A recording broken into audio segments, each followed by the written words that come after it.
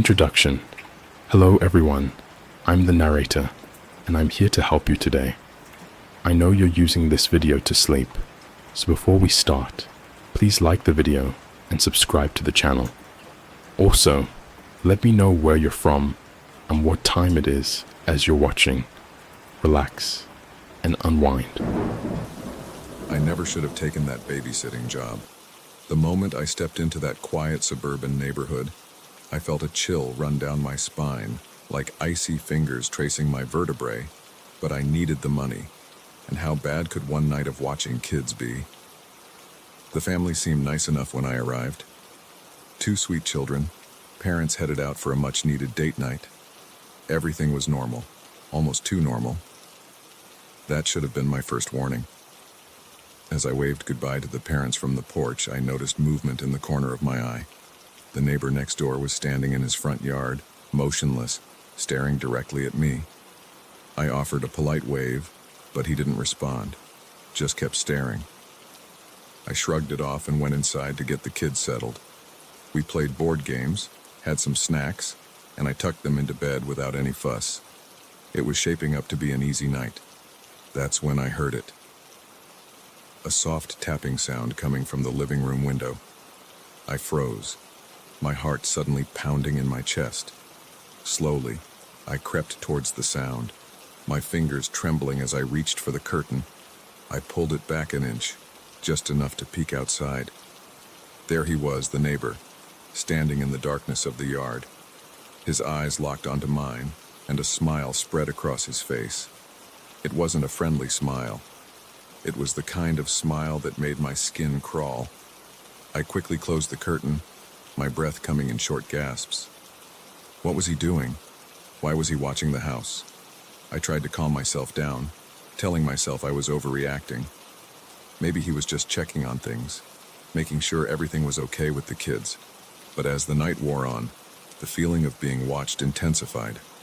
Every time I walked past a window, I caught a glimpse of him, sometimes in his yard, sometimes closer to the house, always staring, always with that unsettling smile. I double-checked all the locks, making sure every door and window was secure. The house felt smaller somehow, like the walls were closing in. I found myself constantly looking over my shoulder, jumping at every creak and groan of the old house settling. Around midnight, I heard a noise from the backyard. It sounded like someone was out there, moving around. My hand shook as I reached for my phone, ready to call the police. But what would I say? That the neighbor was standing in his own yard, that I had a bad feeling.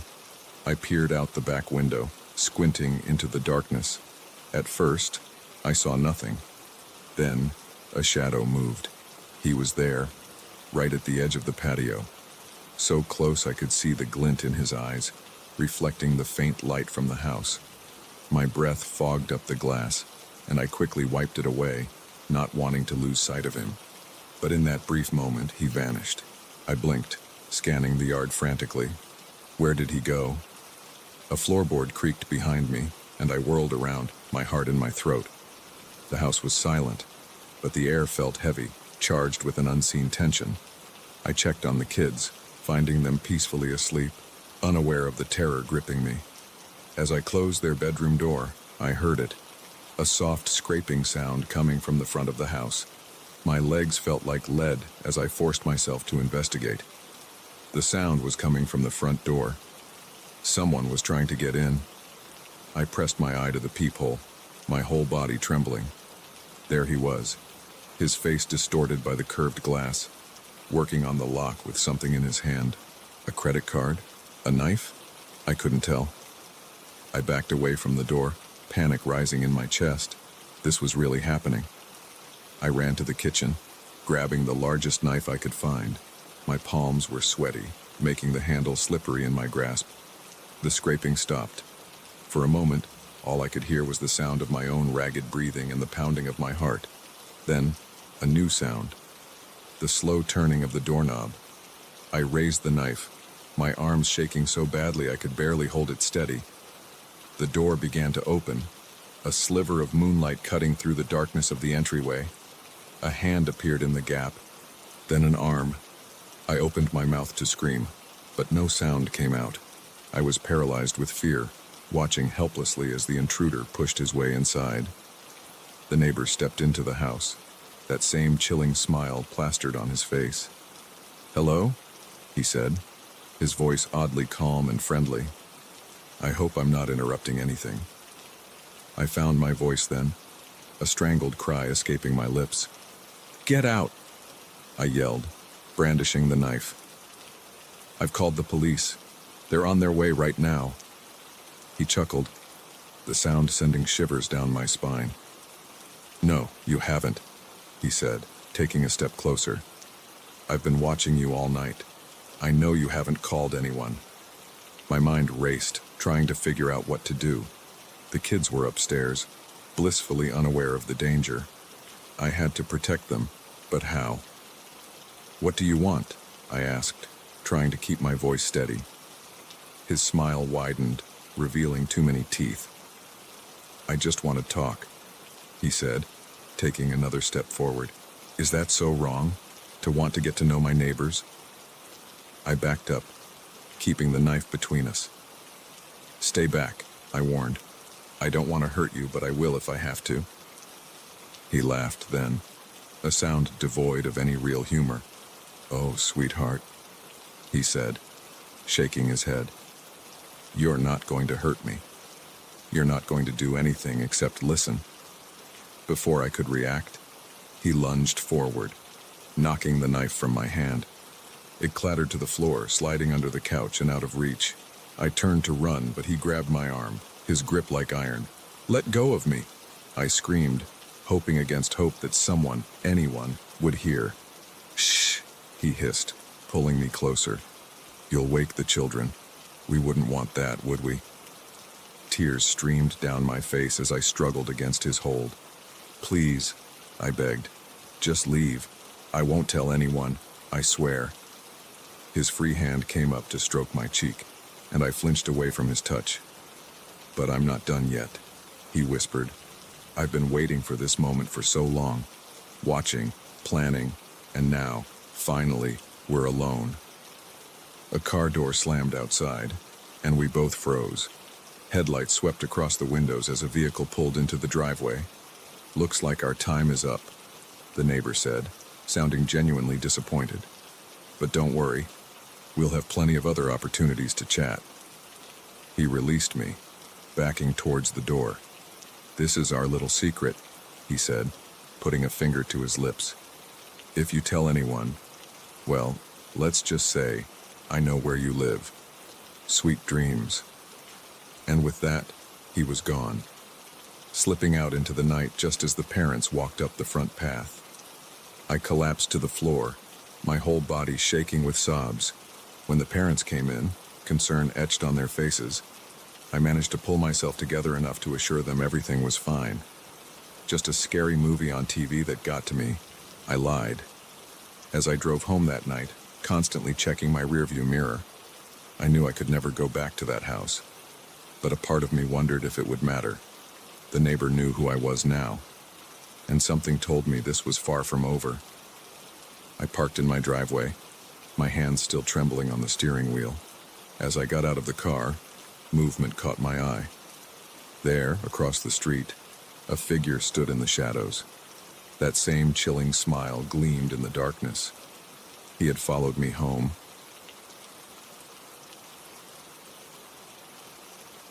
The flickering fluorescent lights of the gas station buzzed like angry wasps, casting an eerie glow across the empty parking lot. I never thought the graveyard shift would turn into a real nightmare. But as the bell above the door chimed at 2 a.m., I realized how wrong I was. I'd been working at Pete's Gas and Go for about 6 months, and the night shift was usually uneventful. A few truckers stopping for coffee, maybe some rowdy teenagers buying snacks. Nothing I couldn't handle. But this night was different. I felt it the moment he walked in. The man who entered was ordinary enough at first glance. Average height, nondescript clothes, a baseball cap pulled low over his eyes. But something about the way he moved set my teeth on edge. It was too deliberate, too controlled, like a predator stalking its prey. I plastered on my best customer service smile. "Evening, sir. Can I help you find anything?" He didn't respond immediately. Instead, he slowly lifted his head, his eyes meeting mine. I felt a chill run down my spine. His gaze was intense, almost feverish, and there was something in it that made my instincts scream danger.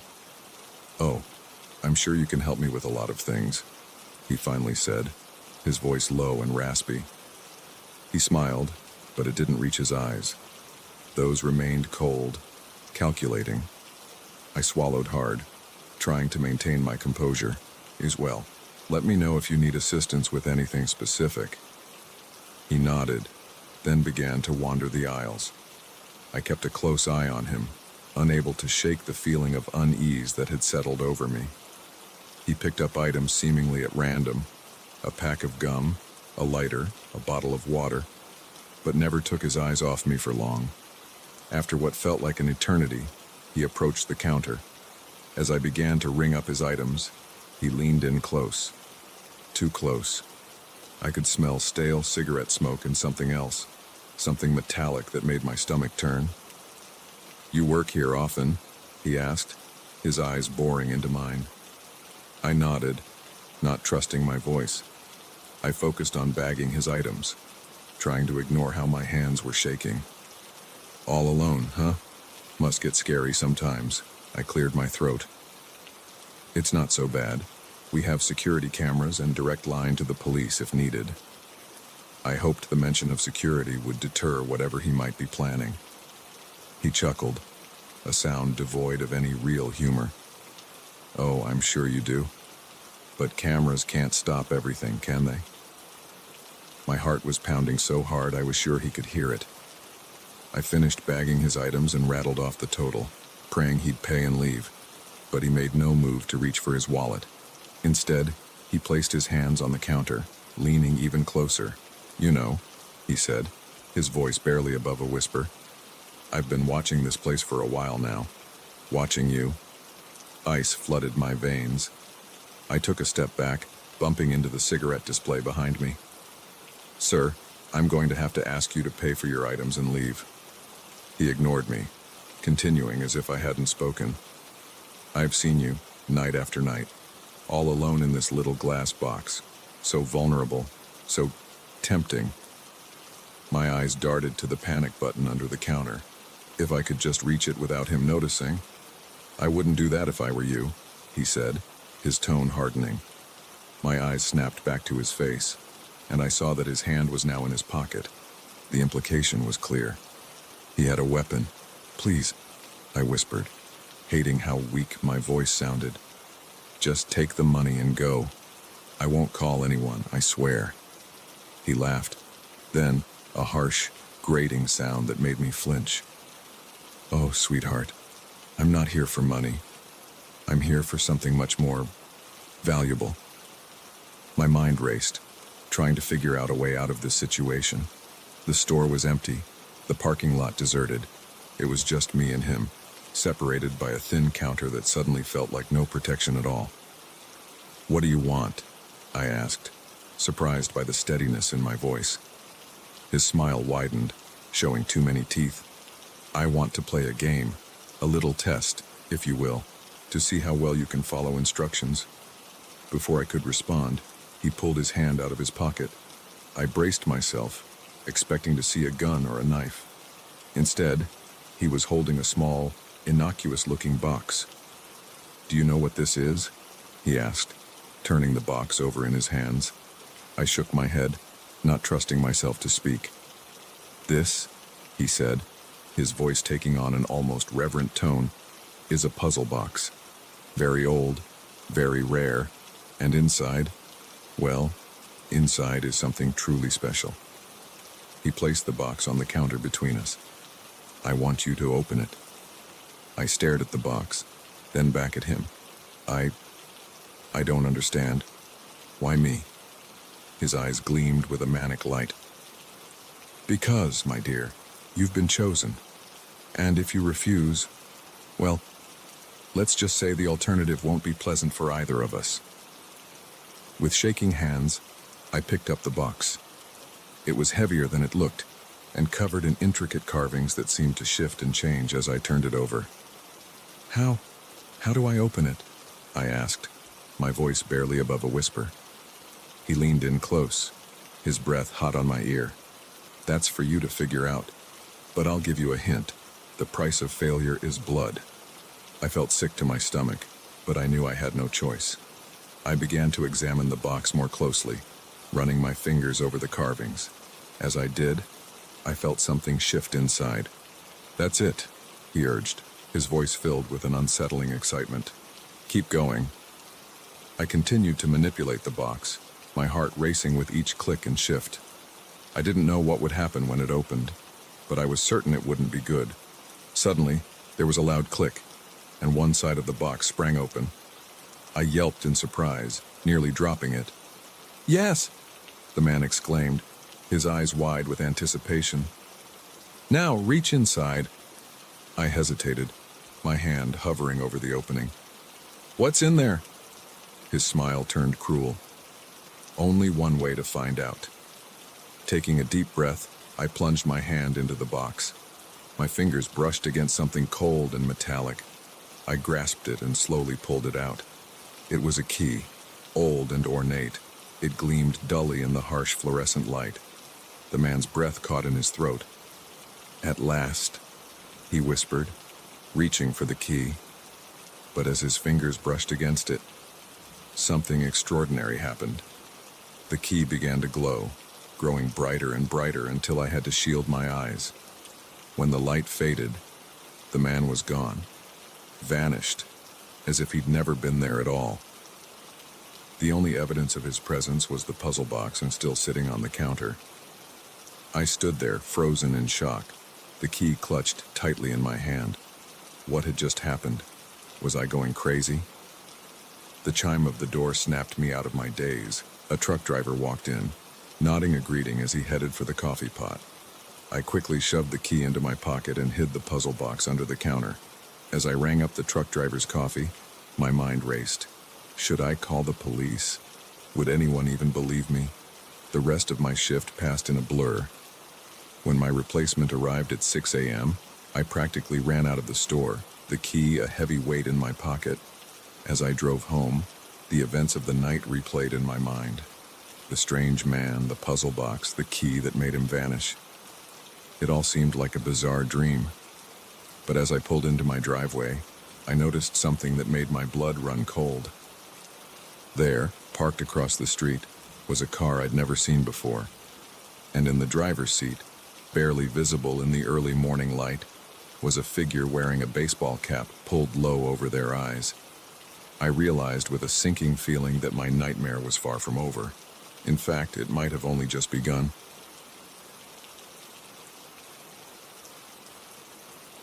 The moment I saw her thumb out on that lonely stretch of highway, I knew I was making a mistake.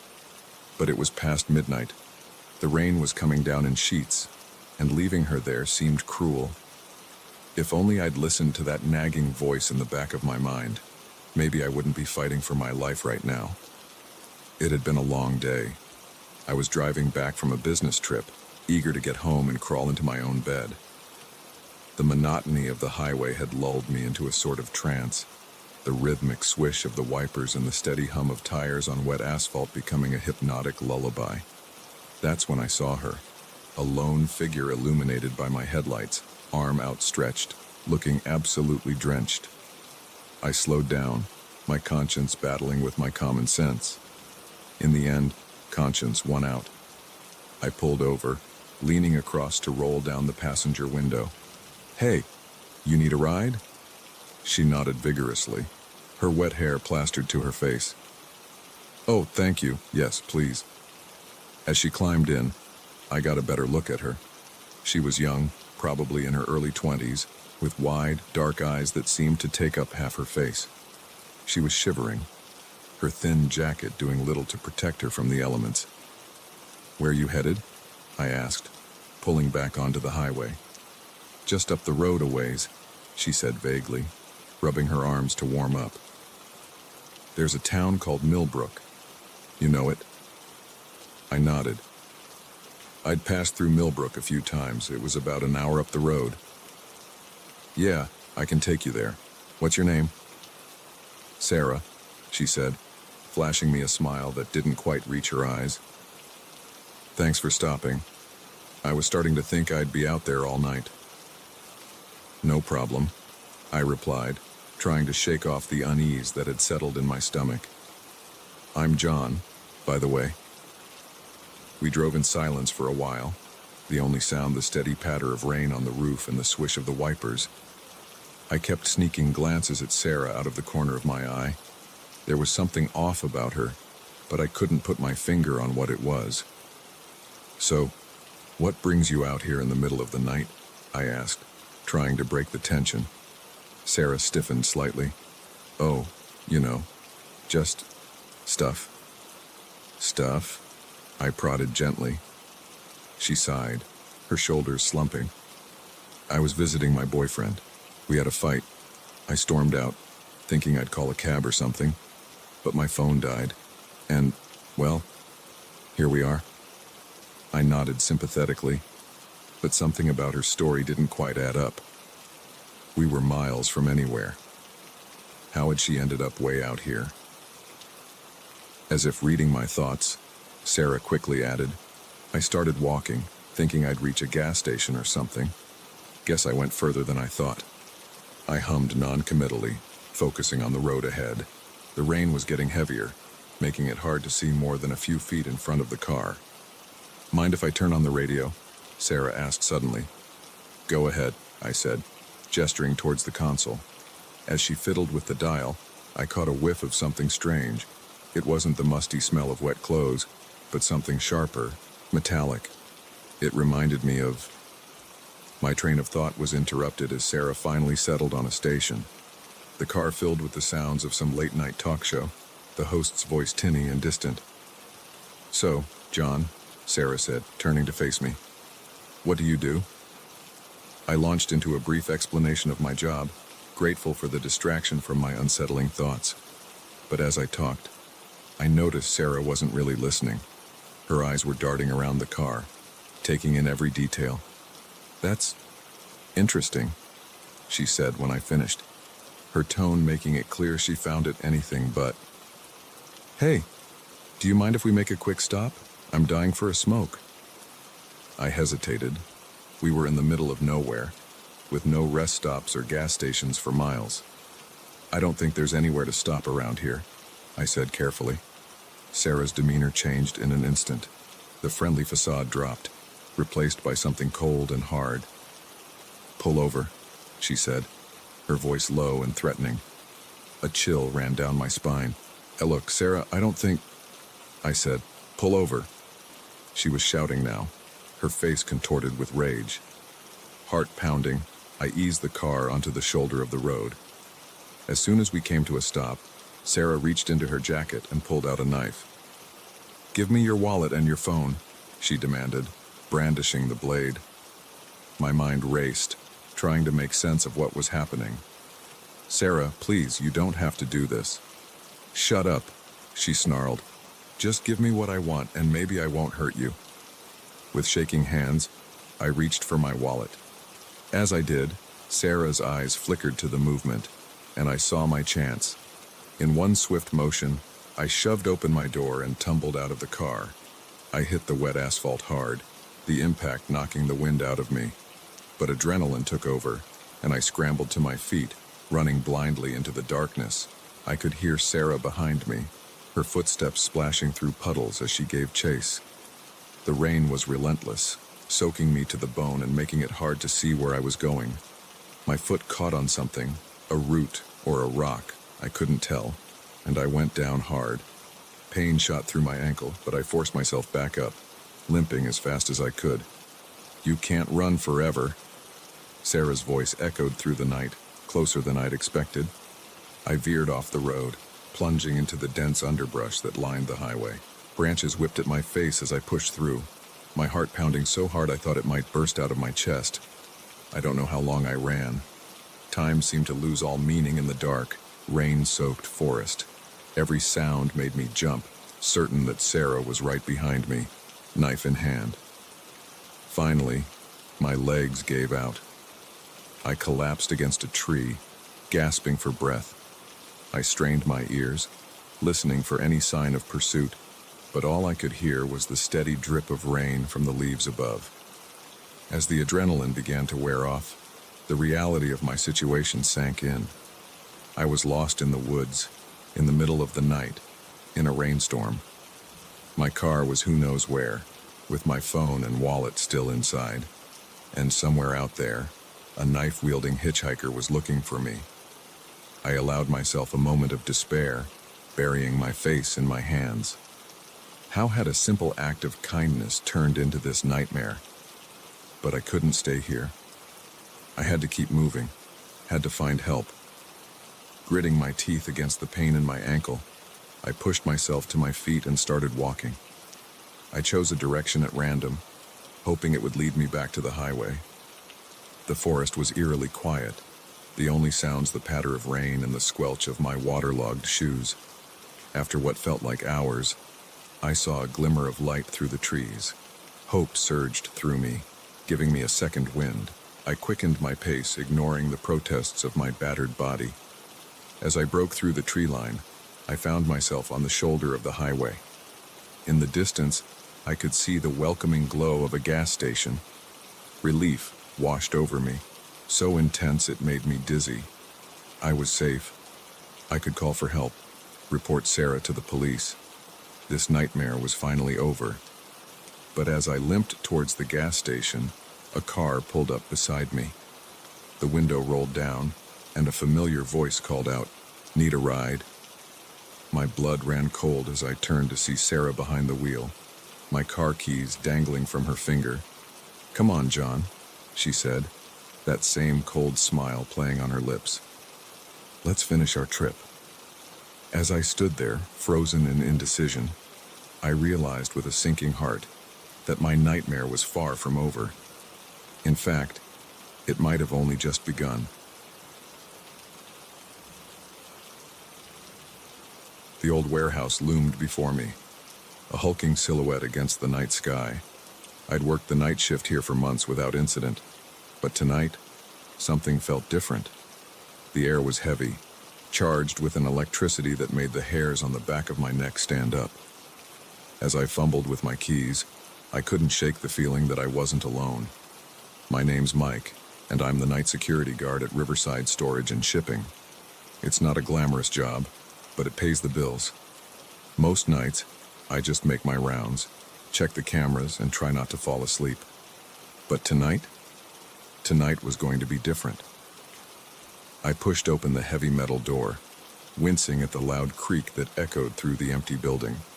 The sound seemed to hang in the air, amplified by the vast open space. I flicked on my flashlight, the beam cutting through the darkness like a knife. "Get a grip, Mike," I muttered to myself, trying to shake off the unease that had settled over me. It's just another night. I made my way to the security office, my footsteps echoing off the concrete floors. The warehouse was a maze of towering shelves, stacked high with crates and boxes. During the day, it was a hive of activity. But at night, it was a different world entirely. As I settled into my chair in front of the bank of monitors, I couldn't help but feel like something was off. Maybe it was the way the shadows seemed to move when I wasn't looking directly at them. Or maybe it was the faint whisper of sound that I could never quite place. I shook my head, trying to clear it. "You're letting your imagination run wild," I chided myself. But even as I said it, I couldn't quite convince myself it was true. The first few hours of my shift passed uneventfully. I made my rounds, checked the locks, and monitored the cameras. But as the night wore on, that feeling of wrongness grew stronger. It started with a noise, a soft thud, like something heavy being set down. I froze, my hand hovering over the keyboard where I'd been logging my rounds. I held my breath, straining my ears. There it was again. This time I was sure I hadn't imagined it. I turned to the monitors, scanning each one carefully. Nothing seemed out of place. No movement, no shadows where they shouldn't be. But then, on the camera overlooking the loading dock, I saw it. A flicker of movement. There and gone so fast I almost missed it. My heart began to race. We'd had break-ins before, usually kids looking for a thrill or homeless people seeking shelter. But this felt different. There was a deliberateness to that movement that sent a chill down my spine. I reached for my radio, ready to call for backup, but as my fingers closed around it, the lights flickered and died, plunging the office into darkness. The monitors went dark, leaving me blind. "Shit," I muttered, fumbling for my flashlight. As I clicked it on, the beam illuminated a face just inches from mine. I let out a strangled yell, nearly falling out of my chair as I scrambled backward. But when I shone the light back to where I'd seen the face, there was nothing there. My breath came in short, sharp gasps as I tried to calm my racing heart. "Get it together, Mike," I whispered to myself. "There's nothing there. You're seeing things." But even as I said it, I knew it wasn't true. Something was in the warehouse with me. Something that shouldn't be there. With shaking hands, I pulled out my cell phone. No signal. Of course. I took a deep breath, trying to steady myself. I had a job to do. I couldn't let my fears get the better of me. Gripping my flashlight tightly, I stepped out of the office and into the cavernous warehouse. The beam of my flashlight seemed pitifully small in the vast darkness. Shadows loomed on all sides, and every creak and groan of the old building made me jump. As I made my way down the main aisle, I heard it again, that soft thud, closer this time. I spun around, my light dancing wildly across the shelves. For a moment, I thought I saw a figure dart between two stacks of crates, but when I looked again, there was nothing there. "Hello," I called out, my voice sounding small and scared in the emptiness. "Is anyone there?" The only response was the echo of my own voice, bouncing back at me from the darkness.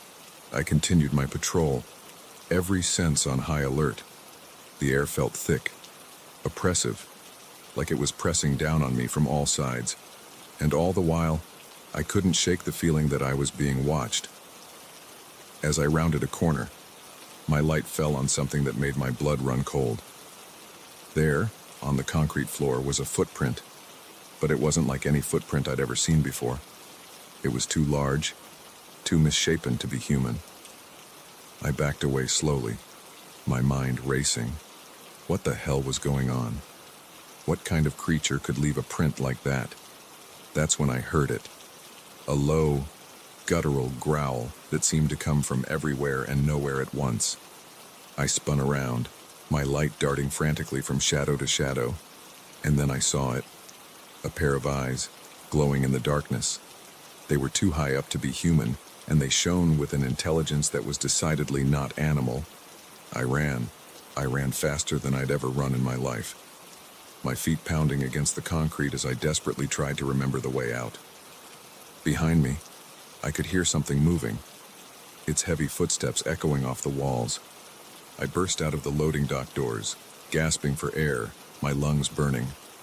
I didn't stop running until I reached my car, my hands shaking so badly I could barely get the key in the ignition. As I peeled out of the parking lot, I glanced in my rearview mirror. There, standing in the doorway of the warehouse, was a figure. It was too dark to make out details, but I could see those eyes, still glowing, watching me as I drove away. I never went back to that warehouse. I quit my job the next day, ignoring the confused and concerned questions from my boss. How could I explain what I'd seen? Who would believe me? But sometimes, late at night, I still wake up in a cold sweat.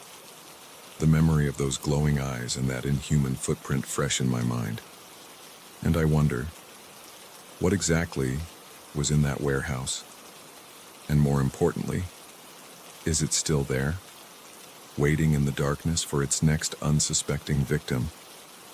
I've tried to convince myself it was all in my head, a trick of the light, an overactive imagination fueled by too many late nights and too much caffeine. But deep down, I know the truth.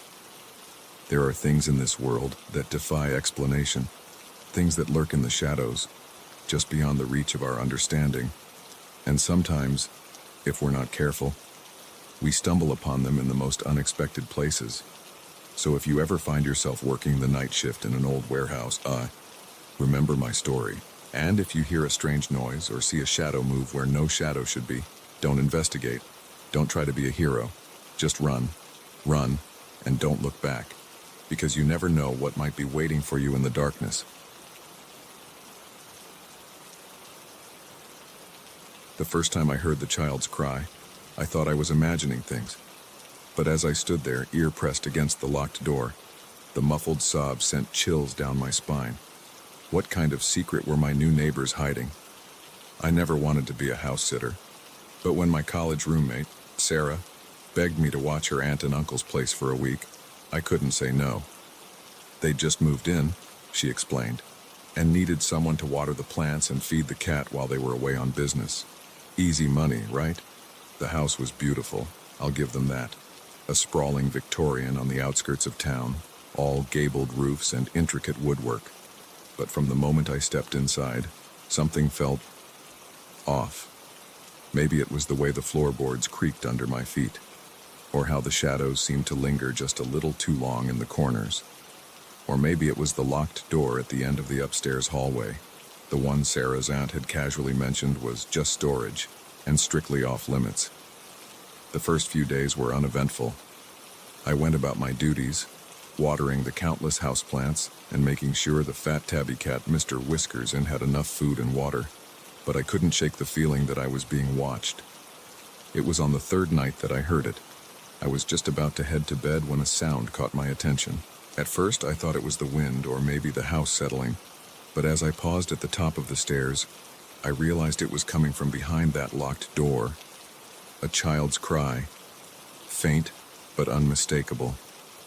My heart began to race. Sarah hadn't mentioned anything about children. As far as I knew, her aunt and uncle didn't have any kids. I approached the door cautiously, my bare feet silent on the plush carpet. Pressing my ear against the cool wood, I held my breath and listened. There it was again, a soft whimper, followed by what sounded like words, too muffled to make out. "Hello?" I called softly, rapping gently on the door. "Is someone in there?" The crying stopped abruptly, replaced by a heavy silence. I tried the handle, knowing it was futile. The door remained firmly locked. "It's okay," I said, trying to keep my voice calm despite the panic rising in my chest. "I'm here to help. Can you tell me your name?" No response. I spent the rest of the night pacing, debating what to do. Should I call the police? But what if I was wrong?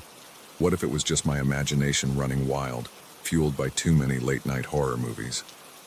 By morning, I'd almost convinced myself I'd dreamed the whole thing. The house was quiet, sunlight streaming through the windows, making the previous night's fears seem silly and overblown. But as I was making my morning coffee, I heard it again. This time, it wasn't just crying. It was a voice, clear as day, coming from upstairs. "Help me," it said. "Please, help me." I dropped my mug, barely noticing as hot coffee splashed across my feet. I raced up the stairs, taking them two at a time. The voice was coming from behind the locked door, louder now. "Please," it begged. "I'm scared." "I'm here," I called back, jiggling the handle uselessly. "I'm going to get you out, okay? Just hang on." I ran to the garage, searching frantically for something, anything I could use to break down the door. My hands closed around a heavy wrench, and I raced back upstairs. The wood splintered under my frenzied blows, each impact sending shockwaves up my arms. But I didn't stop. Couldn't stop. Not with that voice pleading for help on the other side. Finally, with a resounding crack, the door gave way. I stumbled into the room, the wrench clattering to the floor. What I saw inside made my blood run cold. The room was empty. No furniture, no windows, just bare walls and a hardwood floor. And in the center, a small tape recorder, its reels still spinning. I approached it cautiously, my mind struggling to process what I was seeing. As I got closer, I could make out words, repeating on a loop. "Help me. Please, help me. I'm scared." the same voice I'd heard, over and over again. I sank to my knees, my head spinning, my head. What was going on? Why would Sarah's aunt and uncle have this? As I knelt there, trying to make sense of it all, something caught my eye, a small seam in the floorboards, almost invisible unless you were looking for it. With trembling hands, I pried it open. Inside was a stack of papers, news clippings, photographs, and what looked like official documents. As I leafed through them, a horrifying picture began to emerge. Missing children, spanning decades. And in each case, Sarah's aunt and uncle had lived nearby. My stomach lurched as I realized the implications. This wasn't just some sick joke or art project. This was evidence. Evidence of something far more sinister than I could have imagined. I scrambled for my phone, ready to call the police, and when I heard it. The front door opening, followed by footsteps on the stairs. "Hello?" Sarah's aunt's voice called out. "We're home early. Is everything okay?" We heard a noise. Panic seized me. They weren't supposed to be back for days. What were they doing here? I shoved the papers back into the hiding spot, my mind racing. I had to get out, had to get help. But how? The footsteps were getting closer. I could hear them in the hallway now. Oh my. Sarah's uncle's voice this time, closer than I'd expected. What happened to the door? I looked around frantically, searching for an escape route, but there was nowhere to go. No windows, no other doors. I was trapped. The footsteps stopped just outside the room. I could see their shadows in the hallway, looming ominously. "Sweetie," Sarah's aunt called, her voice sickly sweet. "Are you in there? Come on out. We just want to talk." My heart was pounding so hard I thought it might burst out of my chest. I pressed myself against the wall, praying for a miracle. Now, Sarah's uncle said, his tone menacing despite the light words. "There's no need to be afraid. We can explain everything." I closed my eyes, trying to steady my breathing. I knew that if they found me in here, with the door broken down and their secrets exposed, I wouldn't be leaving this house alive. The floorboards creaked as they entered the room. I could hear them moving around, their breathing heavy in the small space. Come out, wherever you are," Sarah's aunt sing-songed, her voice sending chills down my spine. I held my breath, pressing myself further into the corner. Maybe if I stayed perfectly still, they wouldn't see me. Maybe I could find a way out of this nightmare. But as I felt a hand close around my arm, I knew my luck had run out. "Found you," Sarah's uncle whispered, his breath hot on my ear. I screamed, the sound echoing off the bare walls. But I knew, with a sinking heart, that no one would hear me. No one would come to save me. As they dragged me out of the room, I caught one last glimpse of the tape recorder, still playing its haunting message. "Help me, please, help me. I'm scared." I realized, with a jolt of horror, that soon those words might be my own. The last thing I saw before everything went dark was Sarah's aunt's face, twisted into a grotesque smile. "Welcome to the family, dear," she said. "You're going to be with us for a very long time." And then, mercifully, I knew no more.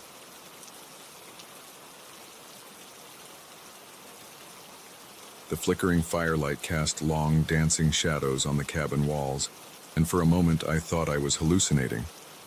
But as the chanting grew louder, I realized with horror that what I was witnessing was all too real. How could a simple hiking trip have led me to this nightmare? It had started as a perfect day for a hike. The air was crisp, the sky a brilliant blue, and the trail promised breathtaking views of the mountains. I'd packed light, just some water, trail mix, and my trusty camera. Photography was my passion, and I was hoping to capture some stunning landscapes. As I ventured deeper into the woods, the trail became less defined. I should have turned back then, but the allure of unexplored territory was too strong. I pushed on, my camera clicking away as I captured the raw beauty of the untamed forest. It was late afternoon when I realized I was lost. The sun was dipping low on the horizon, casting long shadows through the trees. I tried to retrace my steps, but every direction looked the same, an endless sea of green and brown. Panic started to set in as darkness fell. The forest, once beautiful and inviting, now seemed menacing. Every rustle of leaves, every snapping twig, sent my heart racing. I was fumbling with my phone, trying to get a signal, when I saw it.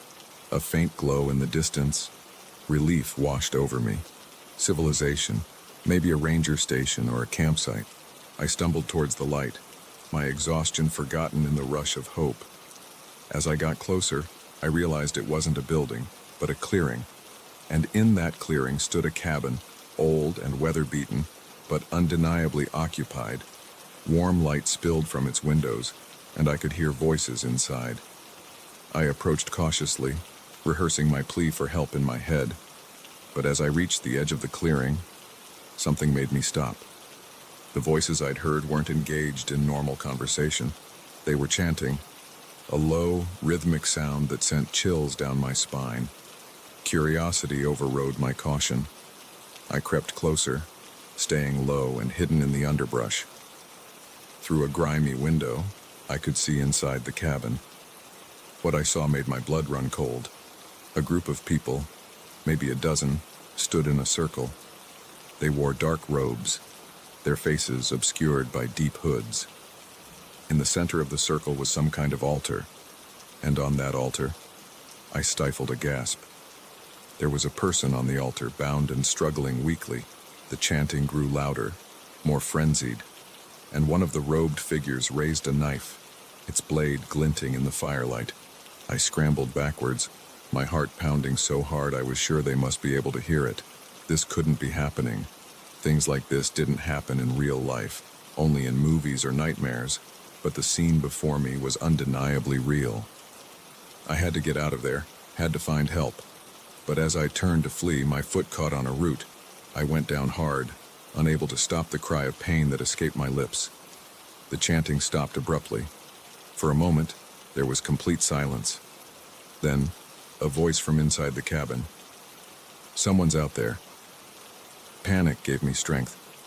I scrambled to my feet and ran, not caring about the noise I was making. Behind me, I could hear shouts and the sound of pursuit. The forest that had seemed so oppressive before now became my only hope for survival. I ran blindly through the darkness, branches whipping at my face, roots threatening to trip me with every step. My lungs burned, and my legs felt like lead, but terror kept me moving. The voices behind me grew closer. They knew these woods better than I did, and they were gaining. A beam of light cut through the darkness. They had flashlights. I veered off in a new direction, praying I could lose them. My foot caught on something, a root or a rock. I couldn't tell, and I went down hard. Pain shot through my ankle, and I bit back a scream. I tried to get up, but my leg wouldn't support my weight. I dragged myself behind a large tree, trying to quiet my ragged breathing. The voices were closer now. I could make out words, spread out. The intruder couldn't have gone far. We can't let them escape. You know what's at stake. I pressed myself against the rough bark of the tree, willing myself to become invisible. The beam of a flashlight swept past, inches from my hiding spot. I held my breath, my heart pounding so hard I was sure it would give me away. For what felt like hours, I stayed there, frozen in terror. The searchers moved back and forth through the woods, their lights dancing between the trees. Several times, they passed so close I could have reached out and touched them. Gradually, the voices grew more distant. They were moving away, further into the forest. As silence fell once more, I allowed myself to breathe again. I knew I couldn't stay there. Sooner or later, they would double back. My ankle throbbed, but the pain was secondary to the need to escape. Using the tree for support, I pulled myself up. I limped away as quickly and quietly as I could, constantly looking over my shoulder. Every shadow seemed to hide a robed figure, every sound a pursuer closing in. The forest, which hours ago had been a place of beauty and adventure, was now a terrifying maze of potential danger. I don't know how long I walked. Time lost all meaning in the darkness. My world narrowed to the next step, the next tree to hide behind, the next moment of listening for sounds of pursuit. As the sky began to lighten with the first hints of dawn, I heard something that made my heart leap. The sound of traffic, a road. I quickened my pace, hope giving me renewed energy. I broke through the tree line, and there it was, a highway stretching off into the distance. I wanted to cry with relief. I limped to the roadside and stuck out my thumb, praying someone would stop. After what felt like an eternity, a truck slowed and pulled over. The driver, a middle-aged man with kind eyes, took one look at my battered, wild-eyed appearance and asked, "Are you okay?" The story poured out of me in a rush. The hike, getting lost, the cabin in the woods, the robed figures, the chase. As I spoke, I realized how insane it all sounded. The driver listened with growing concern, and I could see the doubt in his eyes. "Look," he said gently when I finished, "why don't I take you to the hospital? You've had a rough night, and that ankle needs looking at." I nodded, too exhausted to argue. As we drove away, I looked back at the forest. In the morning light, it looked peaceful, even inviting. Had it all been a hallucination brought on by fear and exhaustion? But then, just for a moment, I thought I saw a figure at the edge of the trees, a figure in a dark robe, watching the road. I blinked, and it was gone. At the hospital, they treated my ankle and checked me for a concussion. The police came to take my statement, but I could tell they didn't believe me. No cabin was found in the area I described, no evidence of any cult activity. Eventually, they chalked it up to an overactive imagination and the effects of being lost in the woods at night. Even I began to doubt my own memories. But sometimes, late at night, I wake up in a cold sweat, the sound of that eerie chanting echoing in my ears. And I wonder, what if it was real? What if they're still out there, hidden in the dark heart of the forest, waiting for their next victim? One thing's for certain, I'll never go hiking alone again. Some things are better left undiscovered, some mysteries better left unsolved, and some parts of the wilderness should remain forever unexplored. The first flash of headlights in my rearview mirror didn't worry me. The second one made me uneasy, but when the car behind me started honking and flashing its high beams, I knew this wasn't just another impatient driver. This was the beginning of the most terrifying night of my life. It had been a long day, and I was eager to get home. The clock on my dashboard read 11:23 p.m. as I cruised down the empty highway, the rhythmic hum of tires on asphalt lulling me into a sense of calm. The road stretched out before me, a ribbon of black cutting through the darkness, illuminated only by my headlights and the occasional street lamp. I first noticed the car about 10 minutes into my drive, just a pair of headlights in the distance, nothing unusual. But as the minutes ticked by, I realized it was getting closer, much closer, and fast. I glanced at my speedometer. I was already going 5 over the limit. Shrugging, I moved into the right lane to let them pass, but they didn't pass. Instead, the car matched my speed, staying right on my tail. That's when the honking started. Short, aggressive bursts that made me jump in my seat. I checked my mirrors, wondering if maybe I had a tail light out or something hanging off my car, but everything looked normal. The high beams came next, flooding my car with harsh white light. I squinted, my eyes watering from the glare. What was this person's problem? I sped up, hoping to put some distance between us. The car behind me accelerated too, staying close enough that I couldn't even see its headlights anymore. Just that blinding glare. My heart began to race. This wasn't normal behavior. Something was wrong. Very wrong. I fumbled for my phone, thinking to call 911, but my hands were shaking so badly I couldn't unlock the screen. Plus, out here in the middle of nowhere, who knew how long it would take for help to arrive?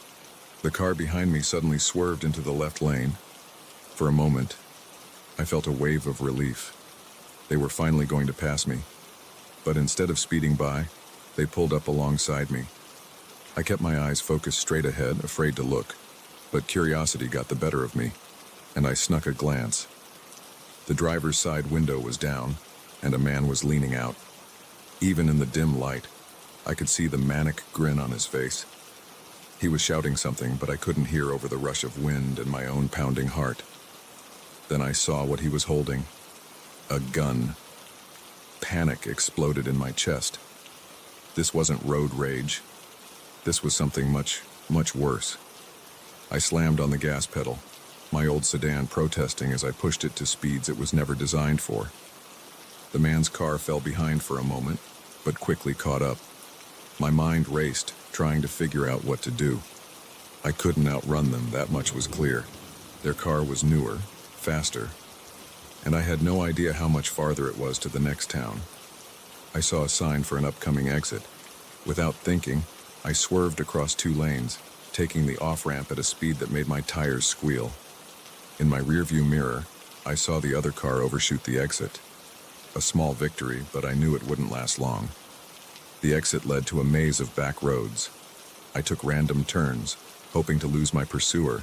Left, right, another right. I had no idea where I was going, but anywhere was better than that highway.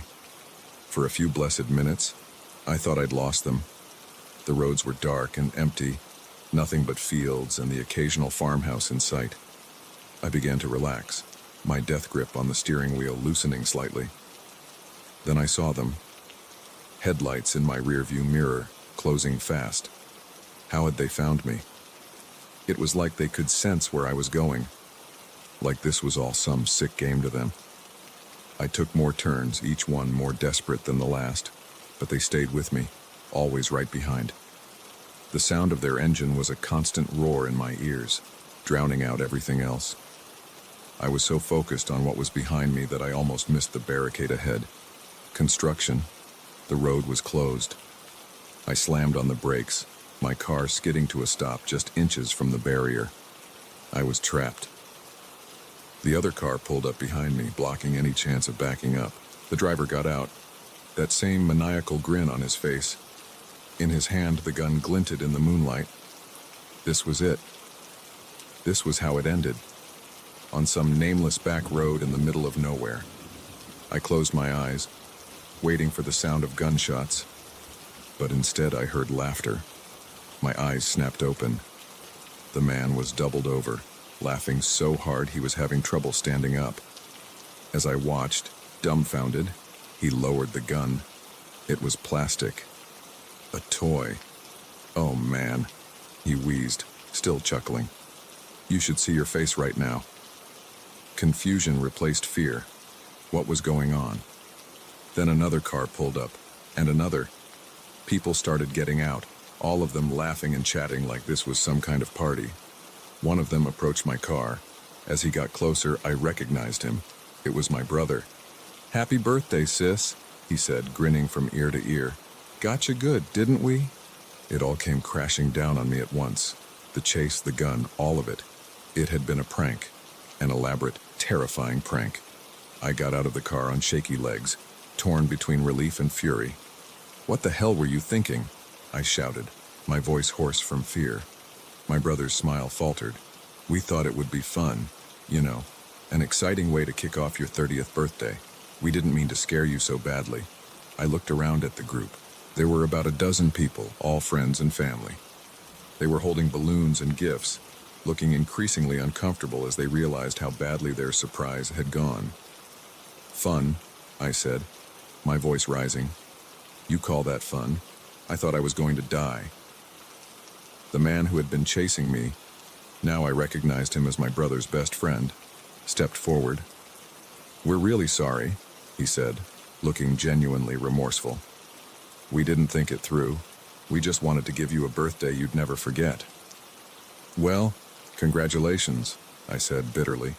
"Mission accomplished." There was an awkward silence. Then, slowly, the absurdity of the situation began to sink in. Here we all were, standing on a closed road in the middle of the night, surrounded by balloons and birthday gifts. all because of a prank gone horribly wrong. A laugh bubbled up in my chest. Before I knew it, I was giggling uncontrollably. The tension broke, and soon everyone was laughing. "You idiots," I said, wiping tears from my eyes. "You absolute morons. Who planned something like this?" My brother shrugged, looking sheepish. "We may have gotten a bit carried away," he admitted. "A bit?"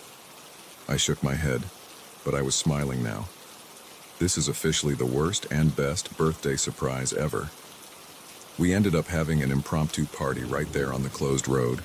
Someone had brought cake, and we sat on the hoods of our cars, eating and laughing about the insanity of the night. As I looked around at my friends and family, I felt a surge of affection. Yes, their plan had been monumentally stupid. Yes, they had scared me half to death. But in a weird way, it showed how much they cared, how far they were willing to go to make my birthday special. "Next year," I said, raising my piece of cake in a toast. "Maybe just stick to a surprise party at home, okay?" Everyone laughed and agreed. As we packed up to head home, I couldn't help but smile. It had been a terrifying, exhilarating, unforgettable night. And isn't that what birthdays are supposed to be about? But as we drove home, I made a mental note. Next year, I'm staying in on my birthday, just in case.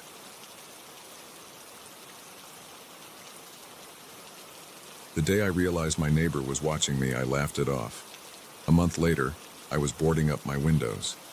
Now, as I sit here in the dark, jumping at every sound, I wonder how my life became a living nightmare. It all started innocently enough. I had just moved into a quaint little house in what I thought was a peaceful suburb. The kind of place where people leave their doors unlocked and kids play in the streets until dusk. My neighbor, let's call him Tom, seemed friendly at first. He welcomed me to the neighborhood with a homemade pie and offered to mow my lawn until I got settled in. I was grateful for the warm welcome. Being new in town and working from home, I didn't have many opportunities to meet people. So when Tom invited me over for a barbecue that weekend, I happily accepted. The barbecue was odd. Tom lived alone, but his house was immaculate, almost sterile. Family photos lined the walls, but they all seemed to be at least a decade old. As he grilled, he peppered me with questions about my life, my job, my routine. I chalked it up to neighborly curiosity and answered politely. It was when I was leaving that I first felt a twinge of unease. As I thanked him for dinner, his eyes seemed to bore into me. "I'm so glad you moved in," he said, his grip on my hand a little too tight, a little too long. "We're going to be great friends." Over the next few weeks, I started noticing Tom more and more. He was always outside when I left for my morning run. He'd wave from his yard as I drove home from the grocery store. At first, I thought it was just coincidence. But then I realized he was learning my routine. One morning, I decided to skip my run. I peeked out the window at my usual departure time, and there was Tom, pacing in his driveway, checking his watch. My blood ran cold. This wasn't friendliness. This was surveillance. From that day on, I started paying closer attention. I noticed Tom's curtains twitching whenever I was in my front yard. His car would mysteriously appear behind me on my rare trips into town. Once, I could have sworn I saw a flash of light from his upstairs window, like the glint of binoculars or a camera lens. I tried to brush it off. Maybe I was being paranoid. Maybe Tom was just a lonely old man with nothing better to do. But the feeling of being watched, of being studied, grew stronger every day. Things escalated when I started dating someone. The first night my date dropped me off, I found my flower pots overturned the next morning. When he stayed over, all 4 of my car tires were slashed. There was no proof it was Tom, but I knew. Somehow, I just knew. I installed security cameras, but they mysteriously malfunctioned after just a few days. I called the police, but without concrete evidence, and they couldn't do anything. Just a neighborly dispute, they said. If only they knew. Tom's behavior became more erratic. He'd stand at the property line for hours, just staring at my house. I'd wake up to find bizarre gifts on my porch, dead flowers, rocks arranged in strange patterns, once even a bird's nest with a single blue egg. I stopped leaving my house except for absolute necessities. I worked with the curtains drawn, jumped at every creak and groan of the house. My friends stopped visiting because Tom would interrogate them in the driveway.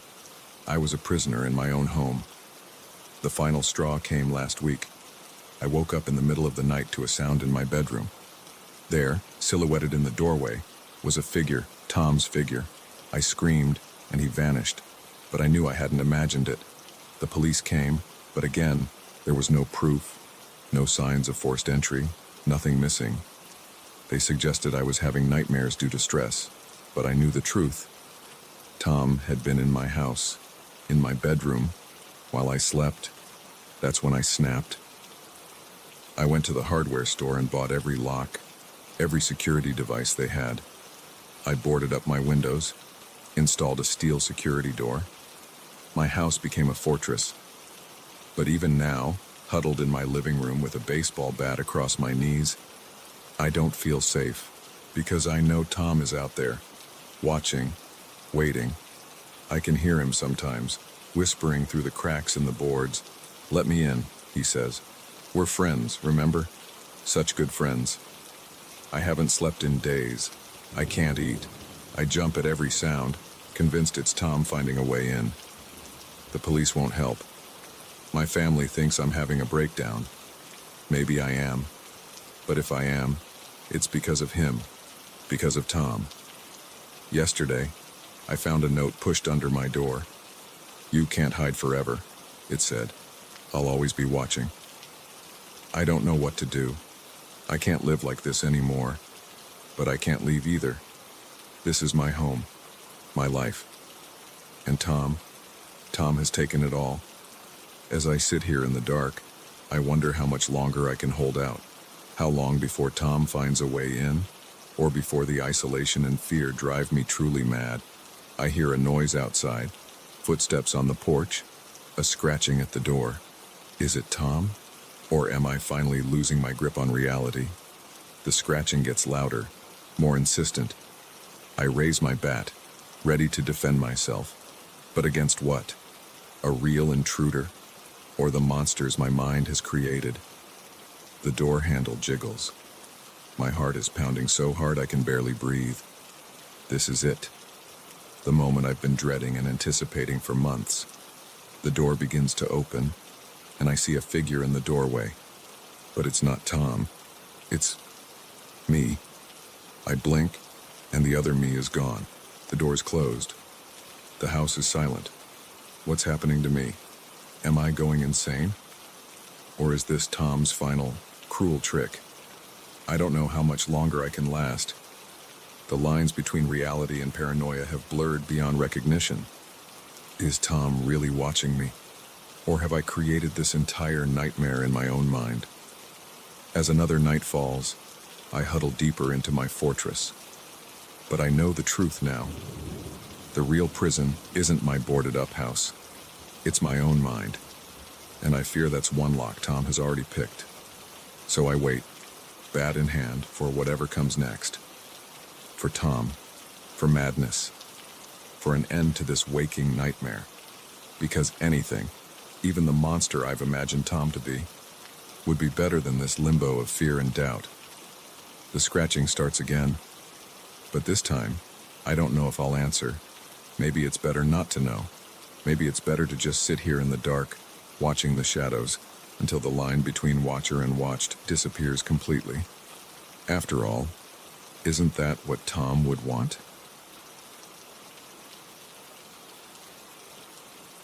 The old building creaked and groaned like a living thing, but I told myself it was just the wind. That is, until I saw the shadow figure gliding down the hallway, right through the wall. That's when I realized this night shift was going to be anything but ordinary. My name's Alex, and I've been working as a night security guard at Oakwood Manor for about 3 months now. It's an imposing old building, all Victorian architecture and faded grandeur, that's been converted into office spaces. During the day, it's a bustling hive of activity, but at night, It's a different world entirely. When I first took the job, I was just grateful for the steady paycheck. The night shift suited me fine. I've always been a bit of a night owl anyway. And for the first few weeks, everything was normal. Boring, even. I'd make my rounds, check the security cameras, and count down the hours until my shift ended. But then the strange things started happening. It began with small things, items moving on their own. Doors I'd swear I'd locked found wide open, the temperature dropping suddenly in certain rooms, cold spots that would appear and disappear without reason. I tried to rationalize it all. Old buildings settle. The heating system was probably on the fritz. My mind was playing tricks on me in the quiet of the night. But then I saw it.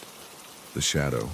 I was making my usual rounds, flashlight in hand, when movement caught my eye at the end of the long hallway on the 3rd floor. I froze, my beam of light cutting through the darkness. There, just for a moment, I saw a dark figure. It was humanoid in shape, but somehow wrong. Too tall, too thin, moving with a fluidity that seemed impossible. And then, right before my eyes, it passed through the solid wall at the end of the corridor. I stood there, rooted to the spot, my heart pounding in my chest. What had I just seen? It couldn't be real. It had to be a trick of the light, a shadow cast by a tree outside the window. Anything but what my mind was screaming it was. A ghost. I shook my head, trying to clear it. Ghosts weren't real. I was a rational person. There had to be a logical explanation. But from that night on, the occurrences became more frequent, more difficult to explain away. I'd hear whispers in empty rooms, see figures out of the corner of my eye that would vanish when I turned to look. The security cameras would glitch, showing impossible things, furniture moving on its own, doors opening and closing without anyone there. I thought about quitting, but something kept me coming back night after night. Curiosity? Maybe. Or perhaps a deeper need to understand what was happening. One night, about a month after I first saw the shadow figure, I decided to do some digging. During a quiet moment in my shift, I pulled up the building's history on my phone. What I found chilled me to the bone. Oakwood Manor hadn't always been an office building. In the late 1800s, and it had been a private psychiatric hospital, the kind of place where the wealthy would send troublesome relatives to be forgotten. The articles I found spoke of experimental treatments, of patients who went in and never came out. And then there was the fire. In 1904, a blaze swept through the east wing of the building.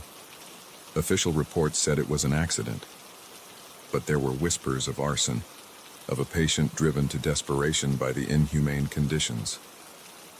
Dozens died that night, trapped in their rooms. As I read the grim details, I realized with a start that the east wing, the part that had burned, was the same section where I'd been experiencing the most paranormal activity. I was so engrossed in my research that I almost missed it. A soft sound, like someone crying.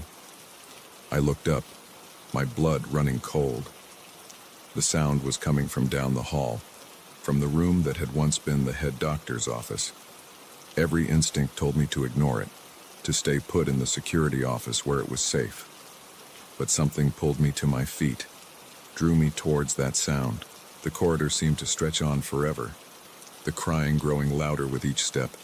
My flashlight beam danced erratically as my hand shook.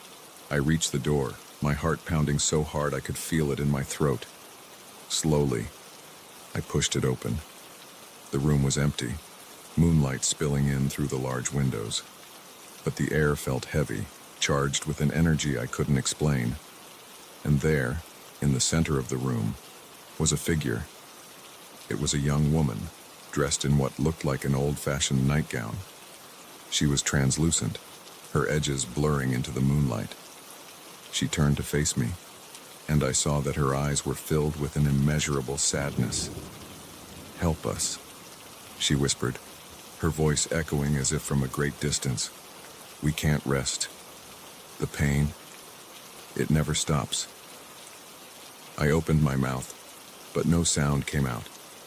I wanted to run, to scream, to wake up from this nightmare. But I was rooted to the spot, unable to look away from her pleading eyes. Suddenly, the room erupted into chaos. More figures appeared, their forms flickering like old film. Men, women, children, all bearing the marks of their final moments.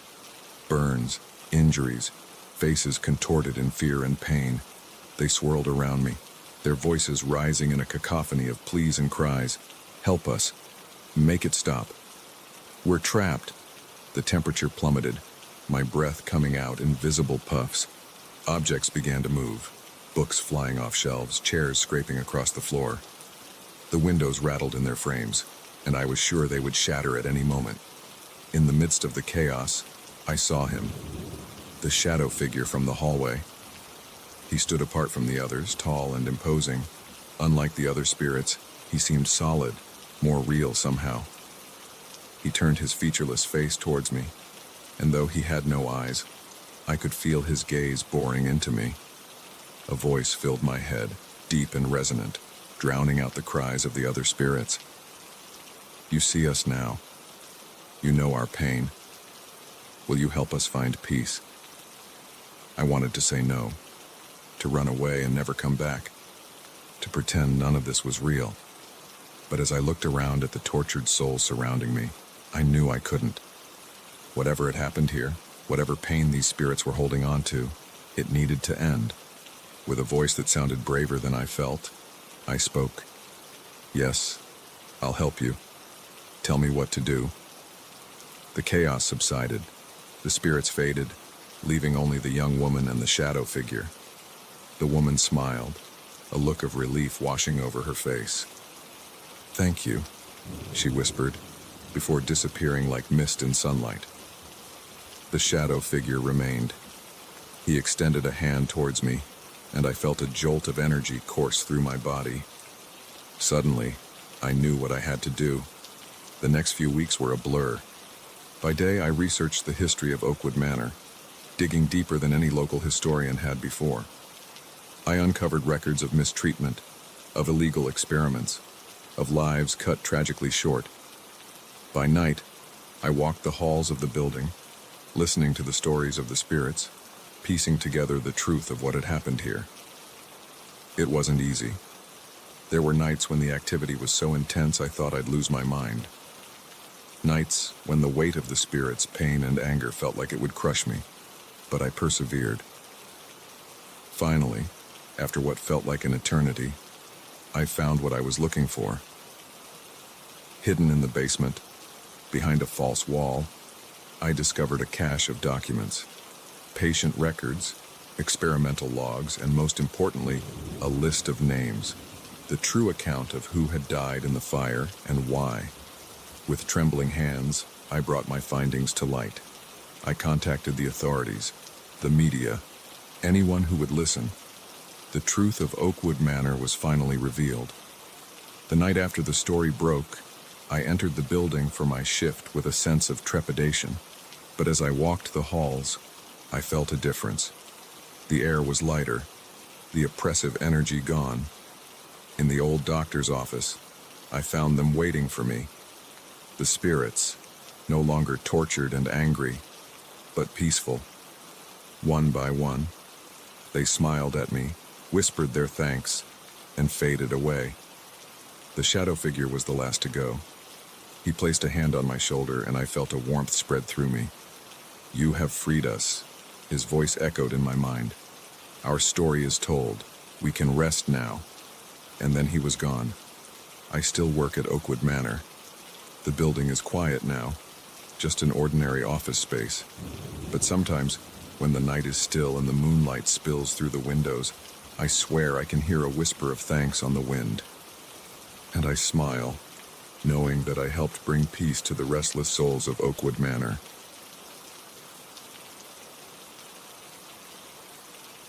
The moment I pulled over to help, I knew something was off. But by the time I realized it was a trap, it was already too late. The click of the gun behind my head told me this night was about to become a fight for survival.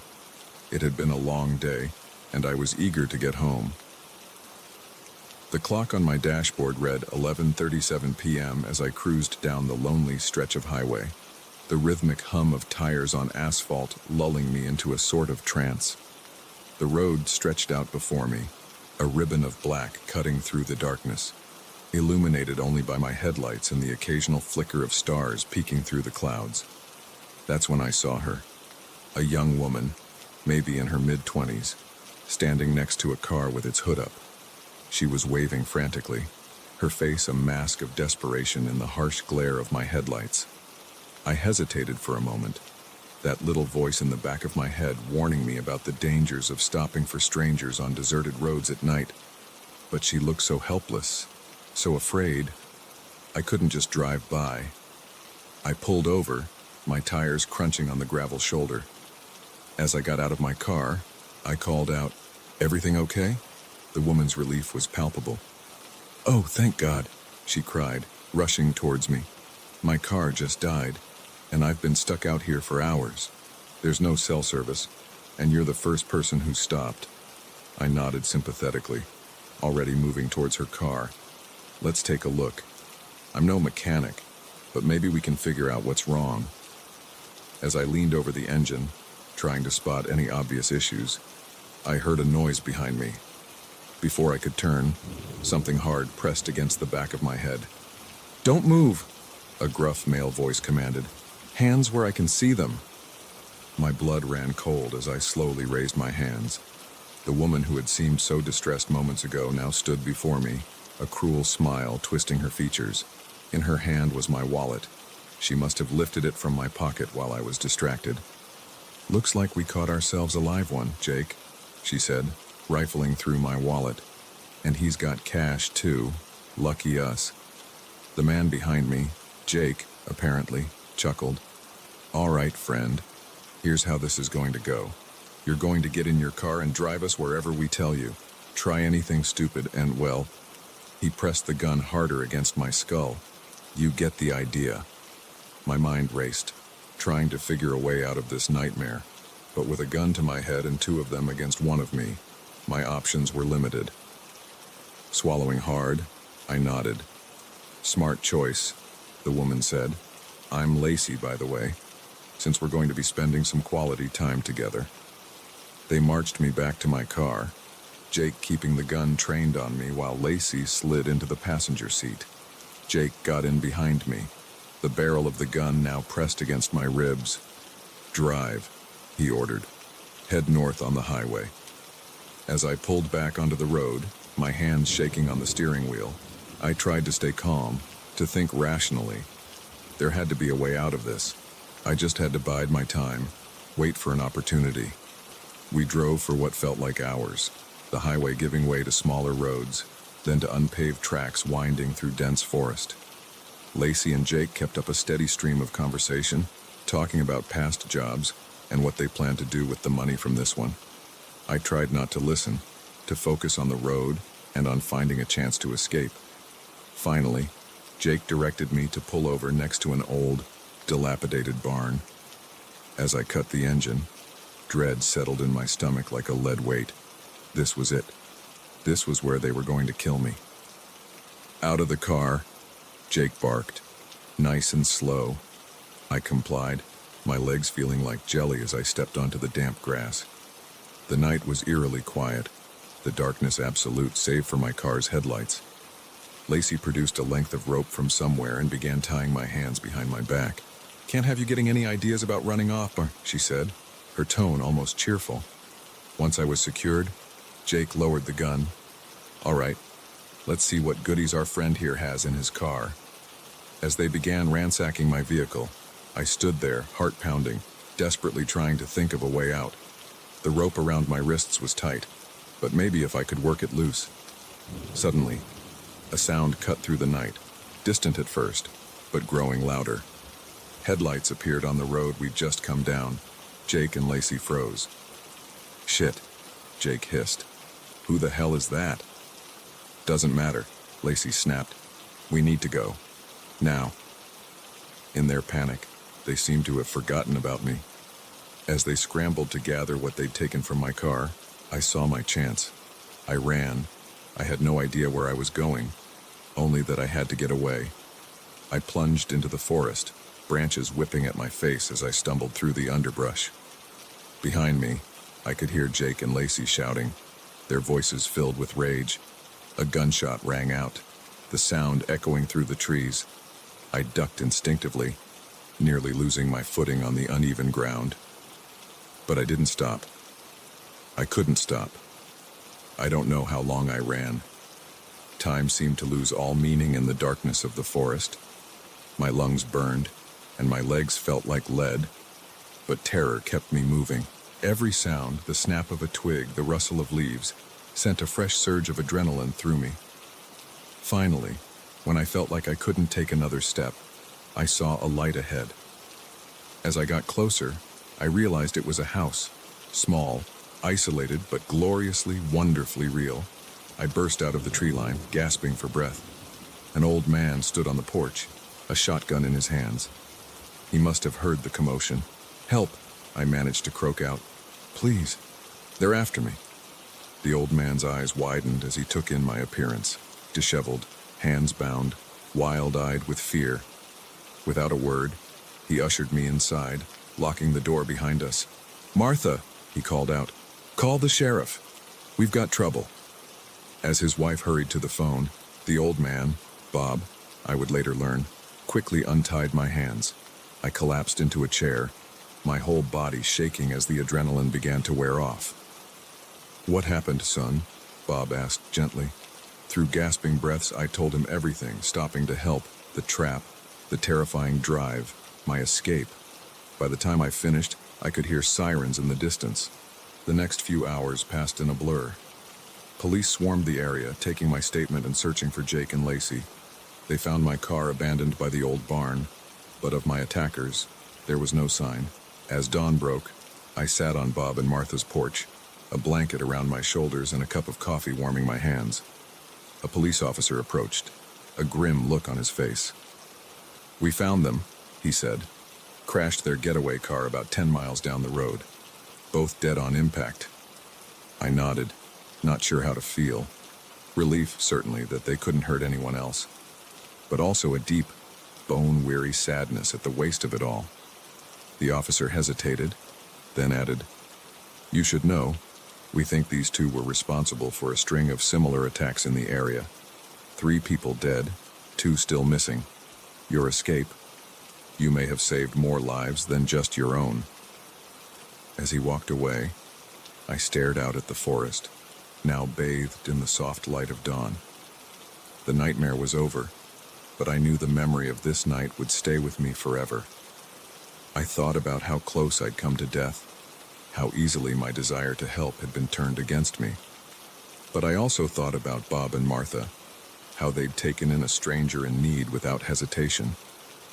In the end, I realized that's what it comes down to. In a world where darkness can find you on a lonely stretch of highway, it's the light of human kindness that sees us through. And despite everything, I knew that the next time I saw someone in need on the side of the road, I'd still stop to help. But maybe, just maybe, I'd be a little more cautious about it.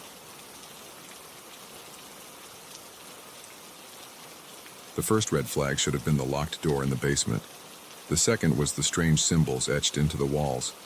But it wasn't until I found the hidden room filled with horrifying artifacts that I realized this Airbnb stay was going to be my last. I'd booked the place on a whim, needing a weekend getaway from the stress of city life. The listing promised a quaint cottage in the woods, perfect for unwinding and reconnecting with nature. The price was surprisingly low for such a picturesque spot, but I chalked it up to it being off-season. As I drove up the winding dirt road, the dense forest pressing in on both sides, I felt a mixture of excitement and unease. The cottage, when it finally came into view, was everything the pictures had promised. A charming 2-story structure with a wraparound porch and shuttered windows. The owner, a middle-aged woman named Margaret, met me at the door. She had a warm smile, but something about her eyes seemed off. Too intense, maybe. She gave me a quick tour, rattling off information about the property and the surrounding area. "Oh, and don't worry about the basement door," she said casually as we passed it. "It's just storage, nothing interesting down there." I nodded, not thinking much of it at the time. She handed me the keys, reminded me to call if I needed anything, and left. As her car disappeared down the driveway, I felt a weight lift off my shoulders. A whole weekend to myself. No work, no responsibilities, just peace and quiet. For the first few hours, everything was perfect. I unpacked, made a cup of tea, and settled onto the porch with a book. The only sounds were the rustling of leaves and the occasional bird call. It was exactly what I needed. As evening fell, I headed inside to make dinner.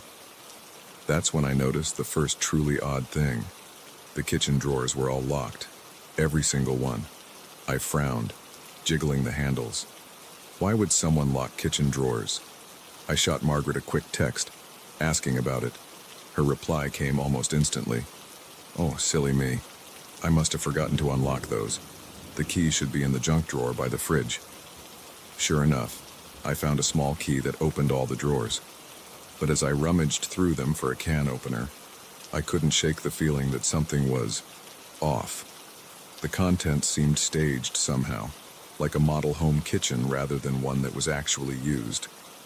I pushed the thought aside and focused on making my dinner. But as I ate, my eyes kept drifting to that basement door. What kind of storage needed a padlock that heavy? After dinner, I decided to explore the cottage a bit more. The living room was cozy, with a stone fireplace and shelves lined with books. But as I ran my fingers along the spines, I realized something strange. All the books were backwards, their pages facing out instead of their titles. Curiosity got the better of me. I pulled one out and opened it. The pages were blank, every single one. I checked another book, and another, all blank. A chill ran down my spine. This was beyond weird. It was downright creepy. I headed upstairs, suddenly eager to make sure the bedroom was normal. It looked fine at first glance, a large bed, a dresser, a closet. But when I opened the closet door, my breath caught in my throat. The back wall of the closet was covered in strange symbols, etched deeply into the wood. They looked ancient, like something out of an occult textbook. And in the center of it all was a phrase repeated over and over. The doorway must remain closed. My heart was pounding now. This wasn't right. None of this was right. I needed to leave, to get out of here right now. I turned to grab my bag, and that's when I saw it. A dark stain on the hardwood floor, partially hidden under the rug. With shaking hands, I pulled the rug back. The stain was larger than I thought, and unmistakably blood. Panic surged through me. I ran downstairs, fumbling for my phone. No signal, of course. I was halfway to the front door when a thought stopped me cold. My car keys. Where were my car keys? I searched frantically, emptying my pockets, checking every surface. They were gone. And then I remembered. I'd left them in the dish by the door when I came in. The dish that was now empty. A sound from outside made me freeze. Footsteps on the porch. Slow, deliberate. I backed away from the door, my mind racing. The basement. If I could get down there, maybe there was another way out. I ran to the basement door, my fingers clumsy as I worked on the padlock. Just as I heard the front door start to open, the lock clicked open. I yanked the door open and plunged into the darkness, pulling it shut behind me. The basement was pitch black. I fumbled for my phone, using its feeble light to illuminate my surroundings. What I saw made my blood run cold. The walls were covered in the same symbols I'd seen in the closet, but here they were everywhere, floor to ceiling. Strange artifacts cluttered every surface. Bones, feathers, crystals arranged in intricate patterns. And in the center of the room, a large stone altar. Dark stains marred its surface. This wasn't a basement. It was a ritual chamber. The sound of the basement door opening snapped me back to reality. Footsteps on the stairs, slow and steady. "I see you found my little secret." Margaret's voice floated down, eerily calm. "I do wish you hadn't done that. It makes things complicated." I backed away, my eyes darting around for a weapon, an escape route, anything. "You don't understand," she continued, her footsteps drawing closer. "The doorway must remain closed, and for that, sacrifices must be made." My back hit a wall. There was nowhere left to run. Margaret stepped into the light of my phone. In her hand was a long, curved knife. Her eyes, when they met mine, were completely black. "I am sorry about this," she said, not sounding sorry at all. "But you'll be serving a greater purpose. The old ones must be appeased." As she raised the knife, time seemed to slow down. In that moment of clarity, I saw my only chance. Next to me was a shelf laden with candles and incense. With all my strength, I shoved it towards her. Margaret stumbled back, momentarily distracted. I didn't waste a second. I ran past her, taking the stairs 2 at a time. Behind me, I could hear her angry shouts, her footsteps pounding up the stairs. I burst out of the basement, slamming the door shut and jamming a nearby chair under the handle. It wouldn't hold her for long, but it might buy me enough time. I ran for the front door, yanking it open and sprinting into the night. The forest was dark, the trees looming ominously on all sides. But I didn't stop. I couldn't stop. I ran until my lungs burned and my legs felt like lead. Only then did I dare to look back. The cottage was no longer in sight, swallowed up by the darkness of the forest. But I could hear something, chanting, carried on the wind, and underneath it, a deeper sound, like the rumbling of the earth itself. I kept moving, stumbling through the underbrush, branches whipping at my face. I had no idea where I was going, only that I had to get away.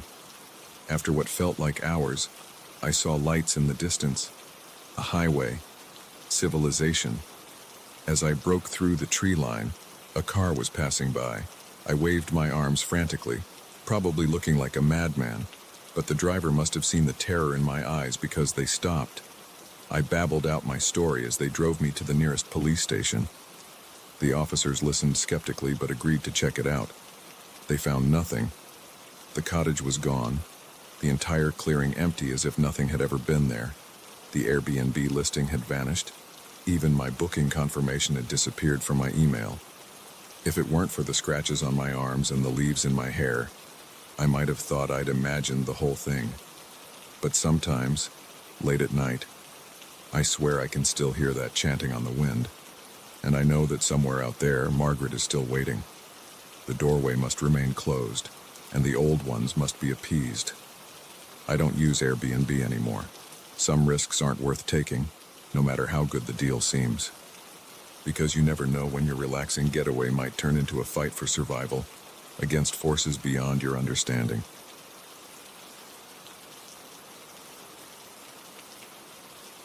The moment he slid into the back seat of my car, I knew something was off. His eyes were wild, darting around like a cornered animal. But it wasn't until he pressed the cold metal of a gun against my ribs that I realized this wasn't going to be just another late-night Uber ride. My name's Mike, and I've been driving for Uber for about 6 months now. It's not a glamorous job, but it pays the bills and gives me the flexibility I need while I finish my degree. Most nights are pretty uneventful. Drunk college kids, couples coming home from date night, the occasional businessman working late. But this night was different. It started like any other pickup. My phone pinged with a ride request from a guy named Alex, and I headed to the address. It was a quiet residential street, dimly lit and eerily empty for a Friday night. As I pulled up, I saw him step out from between 2 parked cars. He was average height, wearing a hoodie pulled low over his face. Nothing too out of the ordinary, I thought. How wrong I was. As soon as he got in, the air in the car changed. It felt charged, dangerous. Before I could even ask his name to confirm the ride, I felt it, the unmistakable pressure of a gun barrel against my side. "Drive," he said, his voice low and tight with tension. "And don't try anything stupid." My mouth went dry, my heart hammering so hard I was sure he could hear it. With shaking hands, I put the car in drive and pulled away from the curb. Where are we going? I managed to ask, trying to keep my voice steady. Just drive, he snapped. I'll tell you when to turn. We drove in tense silence for a while, the only sound the hum of the engine and my own ragged breathing. My mind was racing, trying to figure a way out of this nightmare. Should I try to signal another driver? Make a break for it at a red light? But every time I thought I saw an opportunity, I felt that gun press harder into my side, a silent reminder of the very real danger I was in. After about 20 minutes of aimless driving, he finally spoke again. Pull over here. We were on a quiet stretch of road, bordered by dense woods on one side and an empty field on the other. As I brought the car to a stop, I braced myself for the worst. This is it, I thought. This is where it ends. But instead of demanding money or worse, he did something unexpected. He started talking. I didn't want to do this, you know, he said, his voice cracking slightly. I didn't have a choice. I remained silent, afraid that saying the wrong thing might set him off. They took her, he continued. My little girl. Said if I didn't do exactly what they said, I'd never see her again. Despite my fear, I felt a pang of sympathy. If he was telling the truth, this man wasn't just a criminal. He was a desperate father. Who took her? I asked cautiously. He laughed, a harsh, bitter sound. Who do you think? The people you don't say no to. The ones who own this city. I had a sinking feeling I knew exactly who he meant. Our city had been in the grip of a powerful crime syndicate for years. Everyone knew about it, but no one talked about it. Not if they wanted to stay safe. What do they want you to do? I asked, dreading the answer. He was quiet for a long moment. When he spoke again, his voice was barely above a whisper. They want me to kill someone important, and you're going to drive me there. My blood ran cold. This was so much worse than I had imagined. I wasn't just a victim of a random crime. I was being dragged into something much bigger, much more dangerous. Please, I said, hating how my voice shook. I can't be involved in this. I have a family, a life. If they find out I helped, you think I don't? He cut me off, anger and desperation bleeding into his voice. You think I want to do this, but if I don't, my daughter dies. And if you don't help me, you die. Right here. Right now. To emphasize his point, he pressed the gun harder into my side. I flinched, my mind reeling. There had to be a way out of this, for both of us. What if we went to the police? I suggested hesitantly. Surely they could help. He laughed again, that same bitter sound. The police, half of them are on the syndicate's payroll. The other half are too scared to do anything. No, there's no help coming. It's just you and me. We sat there in silence for what felt like hours, the weight of our shared predicament hanging heavy in the air. I knew I should be trying to figure a way out, to save myself. But all I could think about was this man's daughter, scared and alone, waiting for her father to save her. Finally, I made a decision. It was probably the stupidest, most reckless decision of my life. But in that moment, it felt like the only choice. Okay, I said, my voice steadier than I felt. I'll help you, but we do this my way. He seemed taken aback by my sudden change of heart. What do you mean, your way? I took a deep breath. I mean, we're not going to kill anyone. We're going to save your daughter, and we're going to do it without bloodshed. For a long moment, he was silent. Then, slowly, I felt the pressure of the gun ease away from my side. How? He asked. And for the first time, I heard a glimmer of hope in his voice. I didn't have a plan. Not really. But as I started talking, ideas began to form. First, we need more information. Who's the target? Where is your daughter being held? The more we know, the better chance we have. Over the next few hours, as we drove around the city under the cover of darkness, Alex, I learned that was his real name, filled me in on the details. The target was a district attorney who had been building a case against the syndicate. His daughter was being held in a warehouse on the outskirts of town. We had until dawn to complete the mission. It was a crazy plan we cobbled together. Using my knowledge of the city from my time as an Uber driver and Alex's inside information, we managed to create a diversion at the warehouse. While the guards were distracted, we slipped in and found his daughter, terrified but unharmed. The reunion between father and daughter brought tears to my eyes, but we weren't out of danger yet. We still had to deal with the threat to the DA's life. In the end, it was Alex who came up with the solution. He had recorded every conversation with the syndicate members who had orchestrated this plan. With his daughter safe, he was willing to turn state's evidence. We drove straight to the DA's house, arriving just as the sun was beginning to peek over the horizon. It took some convincing, but when the DA heard our story and saw the evidence Alex had, he immediately called in a team of trusted officers. The next few days were a blur of police interviews, witness protection arrangements, and media frenzy as the story broke. The syndicate's grip on the city was finally broken, all because of one desperate father and an Uber driver who decided to take a chance. As for me, I've hung up my Uber keys for good. Alex and his daughter are safe in witness protection, and I've been hailed as a hero, though I don't feel like one. The DA even offered me a job on his security team, which I'm considering. Sometimes at night, I still feel the phantom pressure of that gun against my ribs. But then I remember the look on Alex's face when he held his daughter again, and I know I made the right choice. Life is full of unexpected turns. Sometimes, a late-night Uber ride can turn into a life-or-death situation, and sometimes, in the face of impossible choices, ordinary people can do extraordinary things. I never set out to be a hero. I was just a guy trying to make some extra money driving an Uber. But that night taught me that courage isn't about being fearless. It's about being scared to death and doing the right thing anyway. So the next time you get into an Uber, remember, every driver has a story, and you never know when you might become part of it.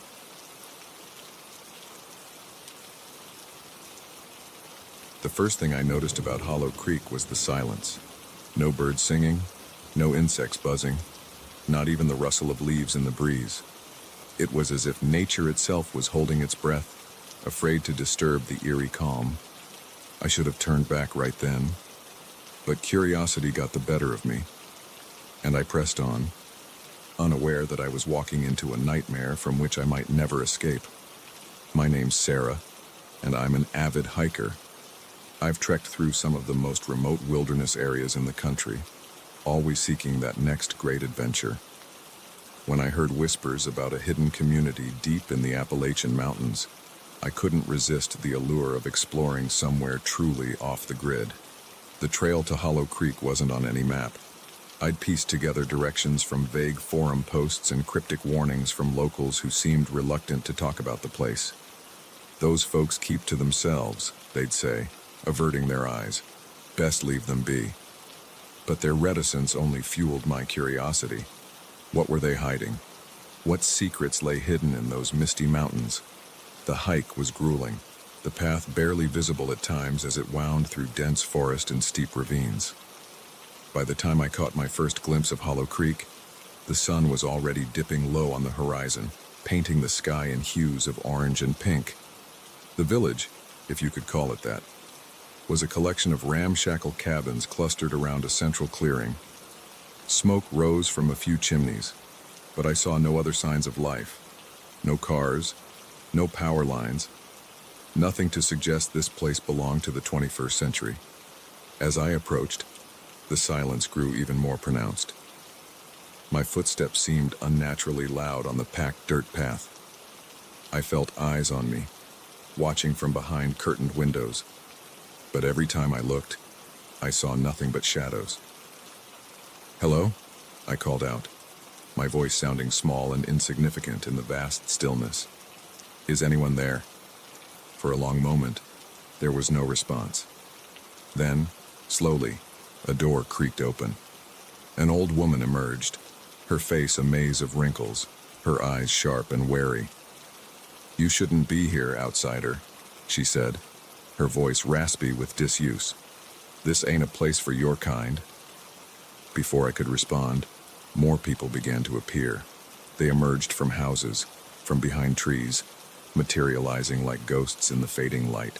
Men, women, children, all with the same guarded expression, all watching me with a mixture of curiosity and suspicion. "I'm sorry," I said, trying to keep my voice steady despite the growing unease in my gut. "I didn't mean to intrude. I'm just a hiker, and I heard about this place. I was curious." A man stepped forward, tall and lean, with a beard that reached his chest. When he spoke, the others fell silent, deferring to him. "Curiosity's a dangerous thing in these parts," he said. "Brings nothing but trouble." I nodded, suddenly eager to leave. The atmosphere had shifted from merely odd to downright menacing. "I understand. I'll just be on my way then." But as I turned to go, I felt a hand on my arm. It was the old woman, her grip surprisingly strong for someone who looked so frail. "Can't leave now," she said. "Night's falling. Woods ain't safe after dark." The bearded man nodded. "Mabel's right. You'll stay the night. We'll see about getting you on your way in the morning." It wasn't a request. I looked around at the circle of faces, all watching me intently, and knew I had no choice. I was outnumbered, lost in unfamiliar territory. Fighting or running would be suicide. "Thank you," I managed to say, forcing a smile. "That's very kind of you." Mabel led me to her cabin, a tiny one-room affair that smelled of herbs and wood smoke. As she busied herself preparing a simple meal, I tried to engage her in conversation, to learn more about this strange, isolated community. But Mabel was tight-lipped, answering my questions with grunts or single-word responses. It was clear she had no interest in satisfying my curiosity. As night fell, the silence outside grew even more oppressive. No crickets chirped, no owls hooted. It was as if the darkness had swallowed all sound. I lay on a pallet on the floor, staring up at the rough-hewn beams of the ceiling, sleep eluding me. Something about this place felt wrong, deeply and fundamentally wrong, but I couldn't put my finger on what it was. It was well past midnight when I heard it, a low rhythmic chanting coming from somewhere outside.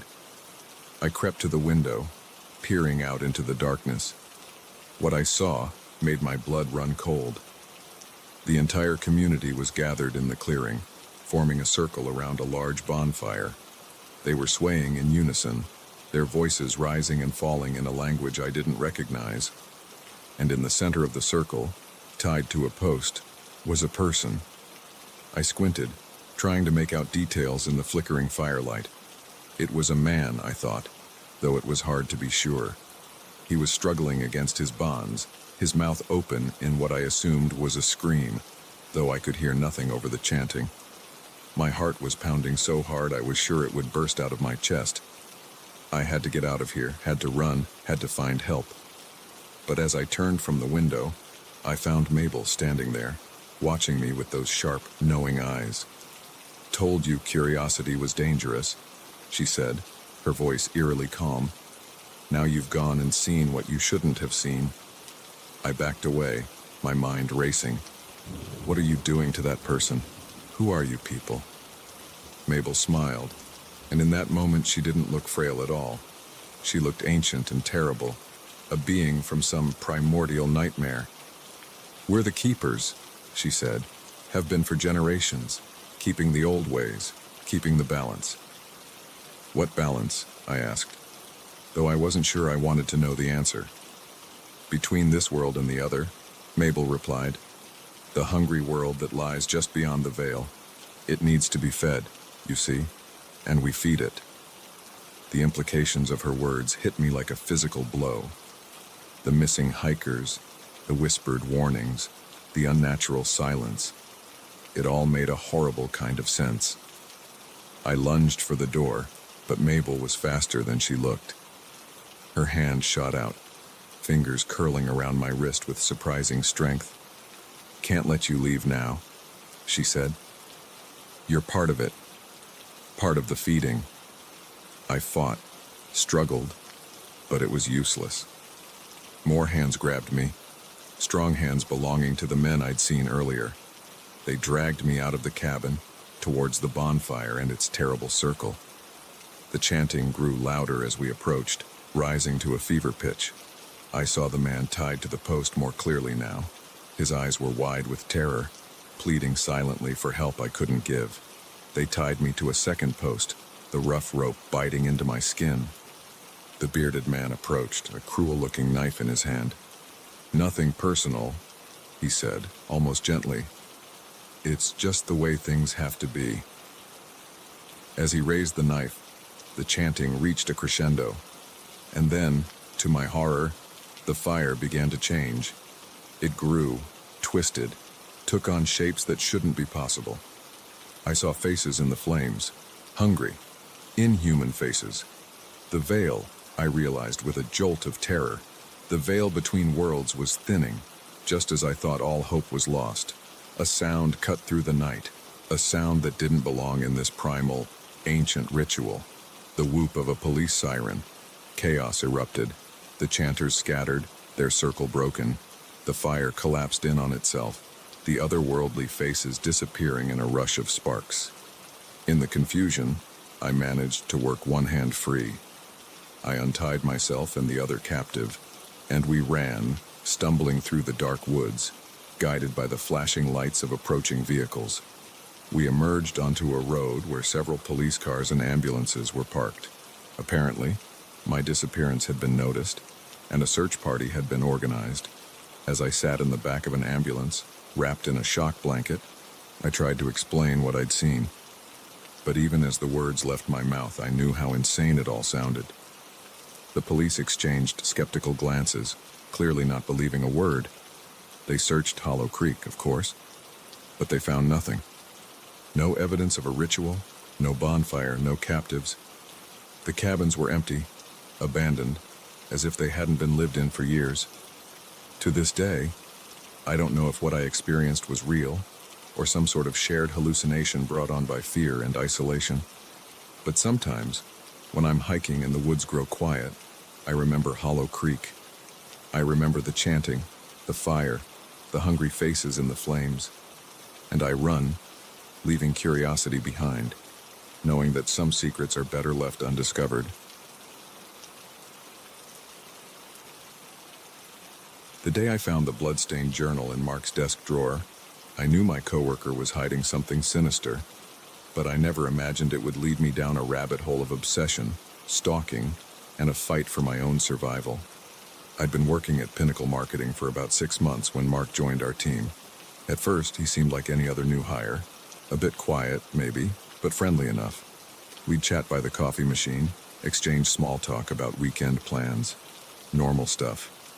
But there was always something off about Mark. The way his eyes would linger a bit too long when he looked at you. How he'd appear out of nowhere in the break room, as if he'd been waiting. I brushed it off as social awkwardness. Nothing more. Then came the day I needed to borrow a stapler. Mark was out to lunch, so I figured I'd just grab it from his desk and leave a note. That's when I saw it. A corner of leather-bound book peeking out from a half-open drawer. I don't know what made me pull it out. Curiosity? Intuition? Whatever it was. That moment changed everything. The journal was old, the pages yellowed and dog-eared. And on those pages, in meticulously neat handwriting, were details of people's lives, their routines, their habits, their vulnerabilities, all recorded with an obsessive attention to detail that made my skin crawl. But it was the last few pages that truly horrified me. They were spattered with what looked disturbingly like dried blood. I shoved the journal back in the drawer, my heart pounding. This had to be some kind of joke, right? A prop for a novel Mark was writing, maybe. But deep down, I knew this was real, and Mark was dangerous. For the next week, I watched him like a hawk. I noticed things I'd overlooked before. How he always seemed to know where everyone was in the office. The way he'd casually ask about people's families, their schedules, their fears. He was gathering information. But for what? I debated going to HR, or even the police. But what could I say? I snooped in my coworker's desk and found a creepy journal. I had no proof, no concrete evidence of any crime, so I did the only thing I could think of. I started investigating on my own. I wish I hadn't. Late one night, I stayed at the office after everyone had left. With shaking hands, I picked the lock on Mark's desk. Thank you, misspent youth, and retrieved the journal. This time, I read it cover to cover.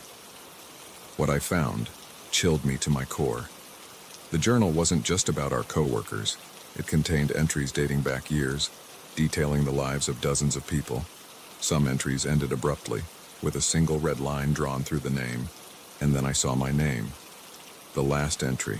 My routines, my habits, even conversations I'd had in private, all recorded in that neat, emotionless handwriting. I was so engrossed in reading, I didn't hear the footsteps behind me until it was too late. Curiosity killed the cat, you know. I spun around, the journal falling from my hands. Mark stood in the doorway, his usually placid face twisted into something unrecognizable, something monstrous. Mark, I stammered, backing away. I can't explain. No need, he said, his voice eerily calm. I think we both know what's happening here. He took a step forward. I took a step back.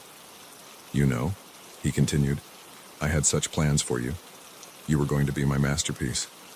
But now, he sighed, as if genuinely disappointed. Now I'm afraid we'll have to speed things up a bit. I saw the glint of metal in his hand. A knife. My blood turned to ice. What happened next was a blur. I remember throwing the journal at his face, using his moment of distraction to bolt past him. I remember running through the dark office, knocking over chairs, my lungs burning as I gasped for air. I remember the elevator doors closing just as Mark rounded the corner, his face a mask of fury. I ran out of the building, into the street, not stopping until I reached a busy intersection. Only then, surrounded by the comforting noise and light of the city, did I allow myself to breathe. I went straight to the police, babbling about journals and stalking and narrowly escaped murder. They were skeptical, of course, but something in my terrified demeanor must have convinced them to at least check it out. They found nothing. Mark's desk was clean, no sign of any journal. He expressed shock and concern when questioned, even suggesting that maybe I was working too hard and imagining things. I quit my job the next day, moved to a new apartment, changed my phone number, did everything I could to disappear, but I couldn't shake the feeling that it wasn't over, that Mark was still out there, watching, waiting. Weeks passed, then months. Slowly, I started to relax, to think that maybe, just maybe, I had overreacted, that the whole thing had been some stress-induced hallucination. Then came the note. I found it slipped under my door one morning. A single sheet of paper with that same neat handwriting. Did you really think you could hide from me? The terror came flooding back, worse than before, because now I knew the truth. Mark wasn't just some creepy coworker with boundary issues. He was a predator, and I was his prey. I went back to the police, a note in hand. This time, they took me more seriously. They assigned a detective to the case, set up patrols in my neighborhood. But Mark was always one step ahead. More notes appeared, always in places they shouldn't have been able to reach. Inside my locked car, tucked into the book I was reading, pinned to my pillow while I slept. Each one more taunting than the last. Each one a reminder that nowhere was safe. I became a shell of myself, jumping at shadows, flinching at every sound. I lost weight, couldn't sleep. My friends worried, but I pushed them away. I couldn't risk Mark targeting them too. The detective did his best, but without hard evidence, his hands were tied. We'll catch him, he'd assure me. Just a matter of time. but time was the one thing I was running out of. I could feel the noose tightening, Mark's game reaching its end game. The final note was the simplest. Just 2 words: checkmate.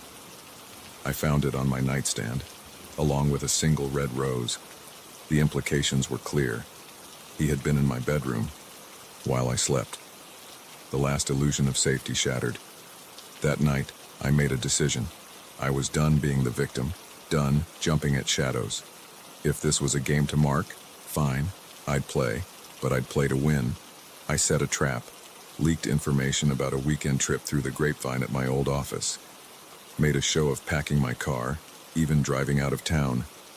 Then I doubled back, slipping into my apartment through a back entrance, and I waited. Hours passed. The sun set. The apartment grew dark. Still I waited, every nerve on high alert. Just after midnight, I heard it. The soft scrape of a lock being picked.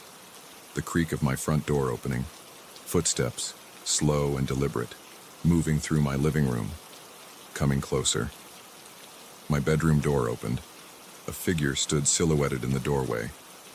"Surprise," I said, flicking on the lights. Mark blinked, momentarily stunned, but only for a moment. Then that familiar, terrifying smile spread across his face. "Well played," he said, sounding almost proud. "I didn't think you had it in you." "It's over, Mark," I said, trying to keep my voice steady. "The police are on their way." He laughed, a chilling sound. "Oh, I don't think so. You see, I've been playing this game a lot longer than you have. I always have a backup plan." He reached into his jacket. I tensed, expecting a weapon.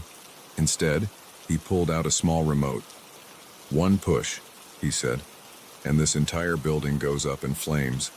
So many lives lost, such a tragedy, and poor, unstable you at the center of it all." My mind raced. Was he bluffing? Could I risk calling him on it? In that moment of indecision, Mark lunged. We grappled, fighting for control of the remote. I felt his fingers on my throat, squeezing. Black spots danced at the edges of my vision. With the last of my strength, I brought my knee up hard. Mark gasped, his grip loosening. I twisted, breaking free, and ran. I made it to the living room before he caught me. We crashed to the floor, the remote skittering away under the couch. What happened next was a blur of fists and desperation. I fought with everything I had, knowing my life depended on it. Somehow, I ended up on top, my hands around Mark's throat. His eyes bulged, his face turning purple. Still, that manic grin never left his face. I don't know how long I held on. It felt like hours. But finally, mercifully, he went still. I collapsed beside him, gasping for air, my whole body shaking. It was over. Really, truly over. The police arrived minutes later, responding to reports of a disturbance. They found me still on the floor, unable to move, unable to speak. The investigation that followed uncovered the full extent of Mark's crimes. The journal was real, hidden in a secret compartment in his home. It led to the solving of 3 cold case murders and the prevention of who knows how many more. They called me a hero, said I'd stopped a serial killer, but I didn't feel like a hero. I felt broken, violated in a way I wasn't sure I'd ever recover from. It's been a year since that night. I'd like to say I'm fully healed, that the nightmares have stopped, but that would be a lie. The truth is, I still check under my bed every night, still flinch at unexpected noises, still wonder, in my darkest moments, if there are other Marks out there, watching, waiting. But I'm alive. I survived. And every day, I get a little stronger, a little braver. Mark took so much from me. My sense of safety, my trust, my peace of mind. But he didn't take my life. And in the end, that's the only victory that matters.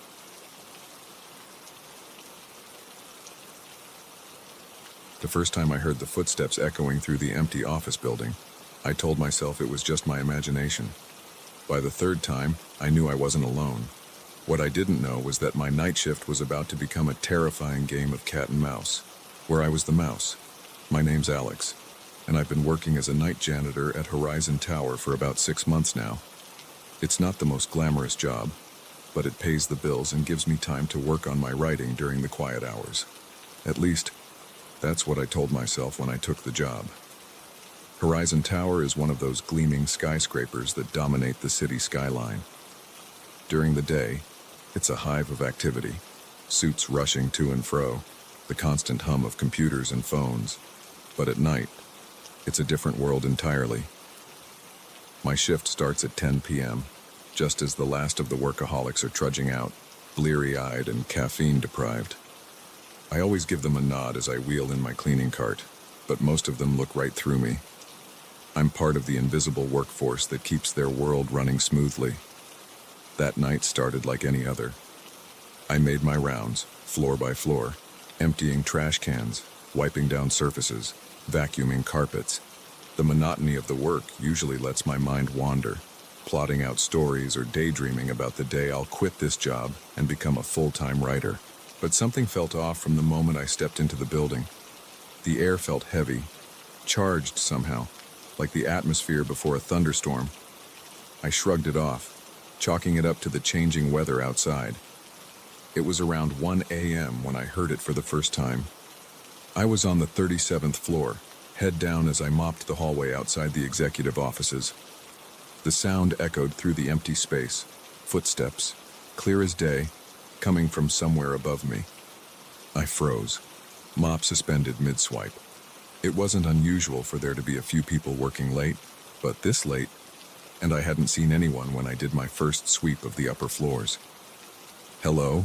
I called out, my voice sounding small in the vast emptiness of the building. No response. I shook my head, forcing a chuckle. "Get it together, Alex," I muttered to myself. "You're letting your writer's imagination run wild." But as I resumed mopping, I couldn't shake the feeling of unease that had settled over me. My eyes kept darting to the shadows at the edges of my vision, half expecting to see someone, or something, lurking there. An hour later, I heard it again. This time, I was in the stairwell, lugging my cart up to the next floor. The footsteps were louder this time, echoing in the confined space. They were coming from above, getting closer. My heart began to race. I pressed myself against the wall, holding my breath as I listened. The steps grew louder, closer, until they sounded like they were on the landing just above me. And then, suddenly, they stopped. The silence that followed was deafening. I stood there, frozen for what felt like hours, but was probably only a few minutes. Nothing. No more footsteps. No voices. Nothing. Slowly, cautiously, I peered around the corner, looking up the stairs. Empty. Just the endless spiral of steps disappearing into the gloom above. My hands were shaking as I gripped the handle of my cart. This wasn't my imagination. Someone was in the building with me. Someone who didn't want to be seen. I thought about calling security, but what would I say? That I heard footsteps? They'd think I was crazy. No. I needed proof before I started raising alarms. I continued my rounds, but now every shadow seemed menacing. Every unexpected noise made me jump. I found myself constantly looking over my shoulder, half expecting to see a figure looming behind me. It was nearing 3 a.m. when it happened again. I was in one of the corner offices, emptying the trash guy when I heard a door slam somewhere down the hall. It was loud, deliberate, like someone wanting to announce their presence. My breath caught in my throat. This was my chance to catch whoever was playing these games with me. I set down my trash bag and crept towards the door, my heart pounding so hard I was sure it would give me away. The hallway was dark, lit only by the dim glow of emergency lights. I could see that one of the office doors further down was ajar, swaying slightly as if someone had just passed through. Every instinct screamed at me to run, to get out of the building and never come back. But a strange sort of determination had taken hold. I was tired of being scared, tired of jumping at shadows. I wanted answers. I moved down the hall, my footsteps muffled by the plush carpet. As I neared the open door, I could hear something, a soft, rhythmic sound. Was that breathing? My hand trembled as I reached for the door handle. In one quick motion, I pushed it open, flicking on the light switch as I did. The office was empty. I let out a shaky breath, relief and confusion warring within me. Had I imagined it all? Was I going crazy? That's when I saw it. On the desk, placed with deliberate care, was a single sheet of paper. My blood ran cold as I read the words written on it. "I see you, Alex. Do you see me?" The handwriting was messy, almost childlike, but the message was clear. This wasn't my imagination. Someone was here, watching me, playing with me. I backed out of the office, my eyes darting wildly around. The hallway seemed to stretch endlessly in both directions, filled with shadows that could be hiding anything, or anyone. I ran. I didn't care about being quiet anymore. I ran for the elevators, jabbing the call button repeatedly, desperately. But the numbers above the doors didn't move. The elevator wasn't coming. The stairwell. It was my only option. I burst through the door, taking the steps 2 at a time in my haste to get down, to get out. I was halfway between floors when the lights went out. The darkness was absolute, suffocating. I froze, gripping the railing so hard my knuckles turned white. And in that darkness, I heard it again. Footsteps, coming up the stairs towards me. Panic gave me strength I didn't know I had. I fumbled for my phone, using its feeble light to guide me as I continued my descent. The footsteps grew louder, closer. I could hear ragged breathing now, not just my own. I burst out of the stairwell on the ground floor, running full tilt towards the main doors. They were locked. Of course they were locked. I was the night janitor. I had locked them myself at the start of my shift. My trembling hands fought with my keyring, trying to find the right key. The footsteps were in the lobby now, slow and deliberate. They knew I had nowhere to go. Finally, mercifully, the key turned. I yanked the door open and ran out into the night, not stopping until I reached my car. As I sped away from Horizon Tower, my mind raced. Who was in there with me? What did they want? And most terrifyingly, how did they know my name? I didn't go back the next night. Or the night after. I called in sick, my voice shaking as I left a message for my supervisor.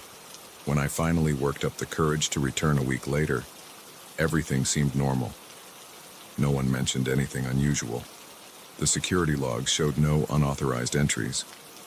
But sometimes, when I'm alone in the building, I still hear those footsteps, still feel those eyes watching me from the shadows. And I wonder, was it all in my head? Or is the game not over, just paused, waiting to begin again? I've started looking for a new job. Day shift only, because now I know. The night holds secrets, and some of them are better left uncovered.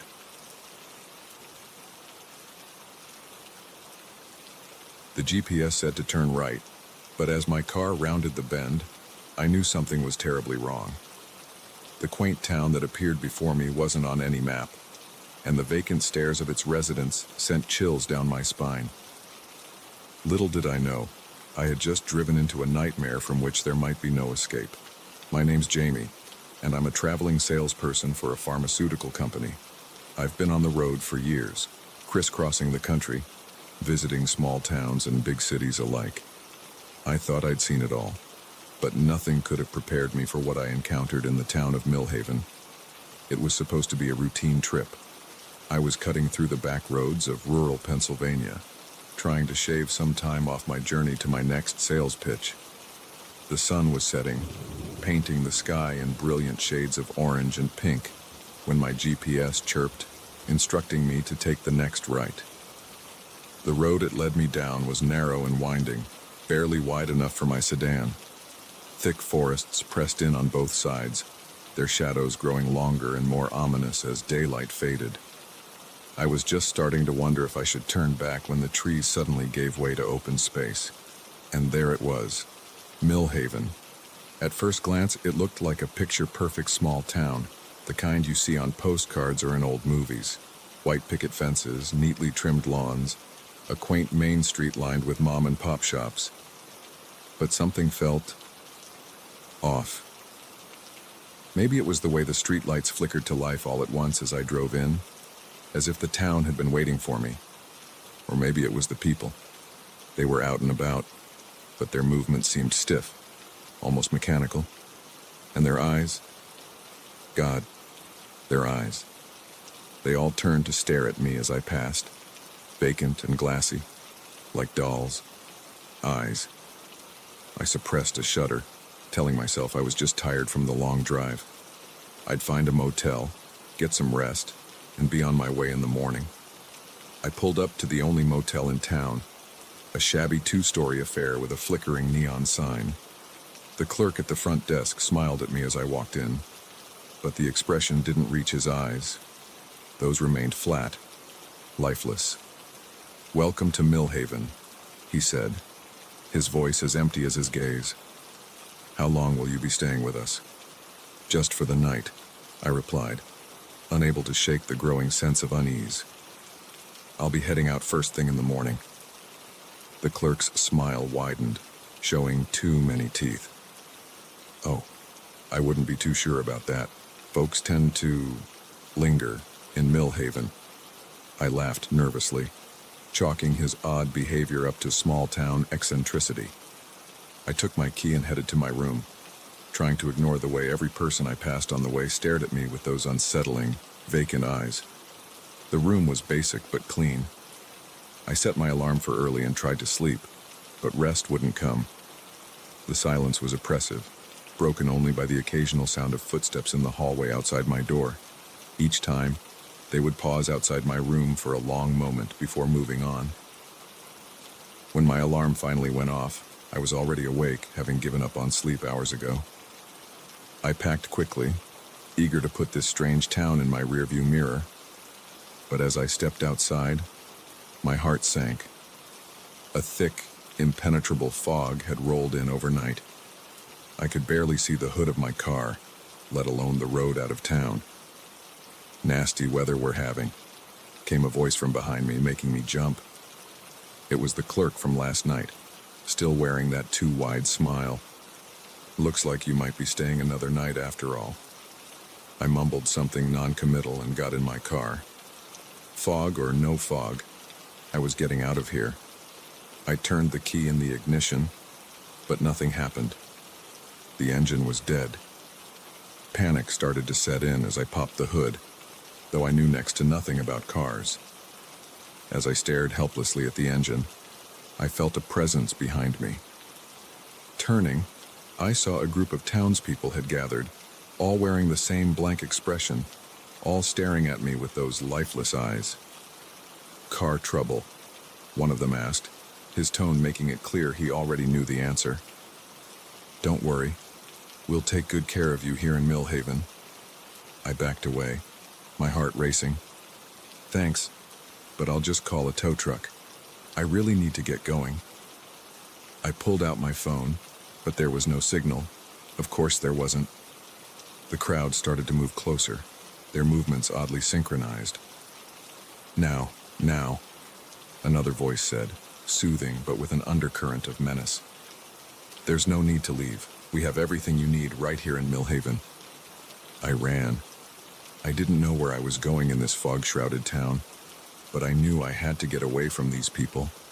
Their footsteps echoed behind me, never seeming to get closer, but never falling behind either. I found myself on Main Street. The shops all open despite the early hour and the thick fog. In each window, I could see people inside, all turning to stare at me as I passed, all wearing that same vacant expression. I ducked into an alley, trying to catch my breath and figure out what to do. That's when I heard it, a voice, different from the others. It was coming from a partially open basement window. "Hey, you, new guy," the voice hissed. "In here, quick!" Desperation overrode caution. I squeezed through the window, finding myself in a dimly lit basement. A man stood there, wild-eyed and disheveled, but blessedly normal-looking compared to the rest of the town. "Thank God," he said. "I thought I was the only one left." Over the next hour, huddled in that musty basement, he told me everything. His name was Mike, and he'd been trapped in Millhaven for months. He'd stopped for gas one night and never left. "This town," he explained, his voice shaking, "it's not natural. The people here, they're not people anymore. They're empty, and they want to make us like them." He showed me marks on his arms, like injection sites. "They've been experimenting on me," he said, "trying to turn me into one of them, but it hasn't worked. Not yet." My blood ran cold as I remembered the contents of my sample case. Experimental drugs, not yet on the market. Was that why they were so interested in me?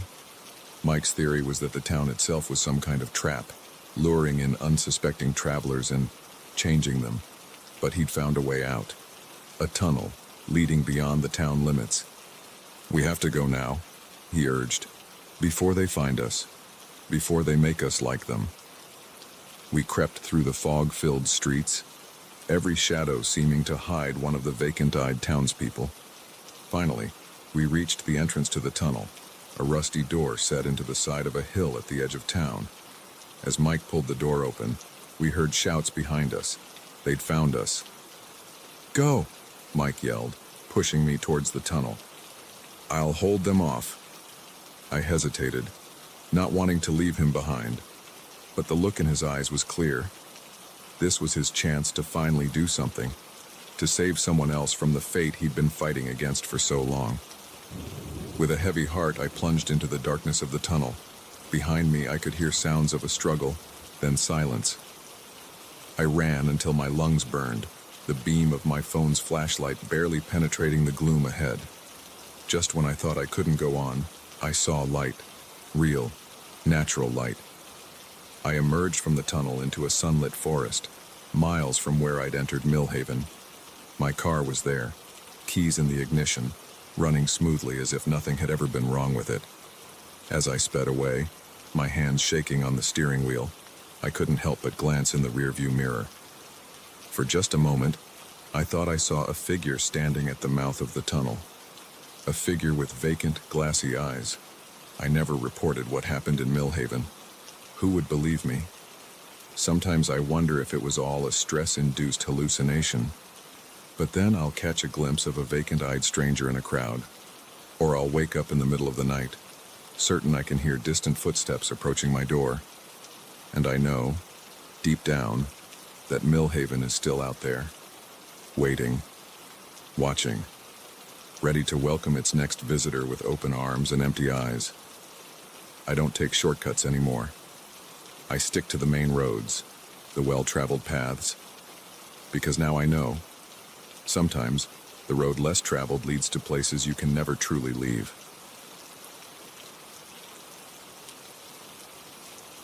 The moment I spotted the tiny camera hidden in the air vent, I knew this wasn't just a routine house-sitting gig.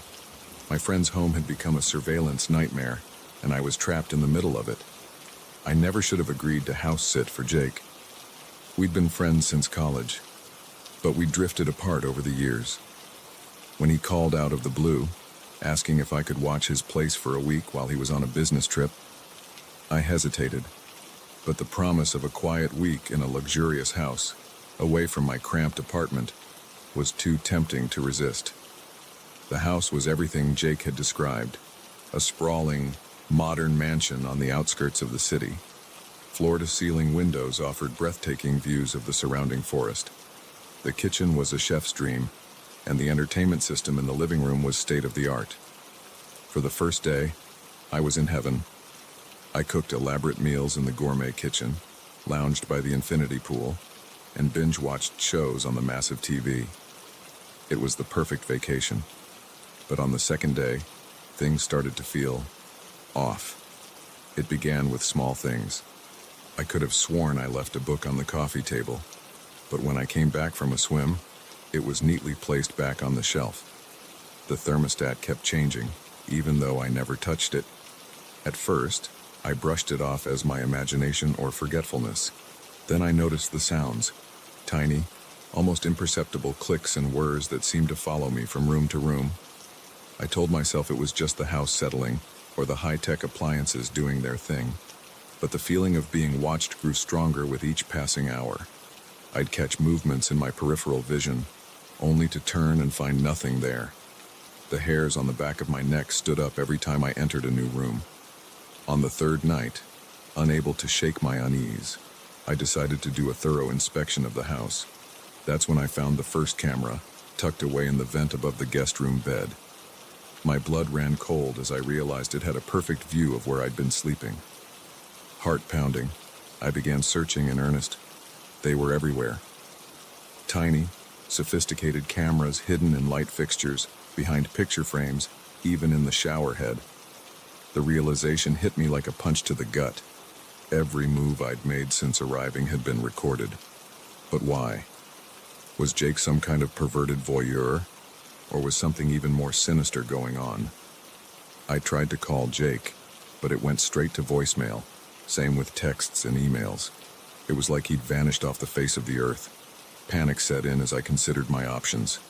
I could leave, but what if Jake was in trouble? What if he wasn't the one behind this? And to be honest, a part of me was terrified of what might happen if whoever was watching realized I'd discovered their surveillance. So I made a decision. I would pretend I hadn't found anything, act normal, but try to find out what was really going on. The next day was a masterclass in forced normalcy. I smiled and waved at cameras I knew were hidden, keeping up a constant stream of banal chatter as if talking to myself. All the while, my mind was racing, trying to piece together this bizarre puzzle. I started looking for clues, anything that might explain the cameras. Jake's office seemed like the logical place to start. It was locked, but a bit of amateur lockpicking, thanks, misspent youth, got me in. The office looked normal at first glance. Desk, computer, filing cabinets. But as I dug deeper, I found oddities. A false bottom in a drawer revealed a stack of passports, all with Jake's photo but different names. A hidden safe behind a painting contained stacks of cash in various currencies. Who the hell was Jake really? As I was processing this discovery, I heard it. A car pulling up outside. Footsteps on the front porch. The sound of a key in the lock. Panic surged through me. I quickly put everything back as I'd found it and slipped out of the office. I had just made it to the living room, trying to look casual, when the front door opened. It wasn't Jake. Two men in dark suits entered, their faces impassive. They didn't seem surprised to see me. "Mr. Wheeler," one of them said, his tone flat. "We need you to come with us." My mind raced. How did they know my name? Were they with Jake? Some government agency or something worse? "Who are you?" I managed to ask, my mouth dry. "Where's Jake?" The man's expression didn't change. "Mr. Holloway is safe, but we have some questions for you." Holloway. Jake's last name was Peterson. Or at least, I thought it was. "I'm not going anywhere until you tell me what's going on," I said, trying to keep the tremor out of my voice. The second man stepped forward. "I'm afraid you don't have a choice." I saw his hand move towards his jacket, and instinct took over. I bolted. I heard shouts behind me as I ran for the back door. Adrenaline surged through my veins as I sprinted across the backyard towards the forest. I could hear them pursuing, their footsteps heavy on the grass. The trees loomed before me, offering cover. I plunged into the undergrowth, branches whipping at my face as I ran blindly forward. My lungs burned, but fear kept me moving. I don't know how long I ran. Time seemed to lose all meaning in the dense forest. Eventually, when my legs felt like they were about to give out, I allowed myself to slow down and listen. Silence. No sounds of pursuit. Had I lost them? Has my breathing steadied? My mind whirled with questions. Who were those men? What did they want with me? And most importantly, who the hell was Jake really? I knew I couldn't go back to the house. Whatever was going on, I was in way over my head. I needed help. Using the sun to orient myself, I started making my way towards the nearest town. It was a long, grueling hike, but finally, I saw lights in the distance. Civilization. The first thing I did was buy a burner phone. I needed to contact someone, but I was afraid to use my own phone in case it was being tracked. I called the only person I thought might be able to help, my cousin Sarah, a journalist known for her investigative reporting. "Alex?" she answered, sounding confused. "Why are you calling from a strange number?" In hushed tones, I gave her a quick rundown of what had happened. To her credit, she didn't think I was crazy. "Okay," she said when I finished. "Here's what you need to do. Don't use your credit cards. Don't go home. Don't contact anyone else. I'm going to make some calls and see what I can find out. I'll call you back on this number in 2 hours. Stay safe." Those 2 hours were some of the longest of my life. I found a 24-hour diner and nursed a cup of coffee, jumping at every sound, convinced that any moment those men in suits would walk through the door. When Sarah finally called back, her voice was grim. "Alex, listen carefully," she said. "Jake isn't who you think he is. He's been on our radar for months. We suspect he's involved in some seriously shady stuff. Industrial espionage, money laundering, maybe worse. Those cameras in his house, they're not there to spy on you. They're there to protect him." My head spun. Jake, my old college buddy, a criminal mastermind. It seemed impossible. "But why involve me?" I asked. Sarah sighed. "Best guess? You were a patsy, an innocent friend whose presence would make the house look lived in while Jake was doing God knows what. But something must have gone wrong. Maybe they thought you'd discovered something." "What do I do now?" "I have a friend in the FBI," Sarah said. "He wants to talk to you. This could be big, Alex. You might have stumbled onto something huge." The next few days were a blur of debriefings and interviews. I told my story over and over to stern-faced agents. They were particularly interested in the contents of Jake's office. Apparently, I'd found evidence they'd been searching for months. Jacob, or whatever his real name was, had vanished. The official story was that he'd fled the country, but I had my doubts. Something told me this was far from over. Weeks passed. Gradually, I was allowed to return to my normal life, albeit with some new security measures in place. The FBI assured me I was no longer in danger, but I couldn't shake the feeling of being watched. Sometimes, late at night, I still hear phantom clicks and whirs.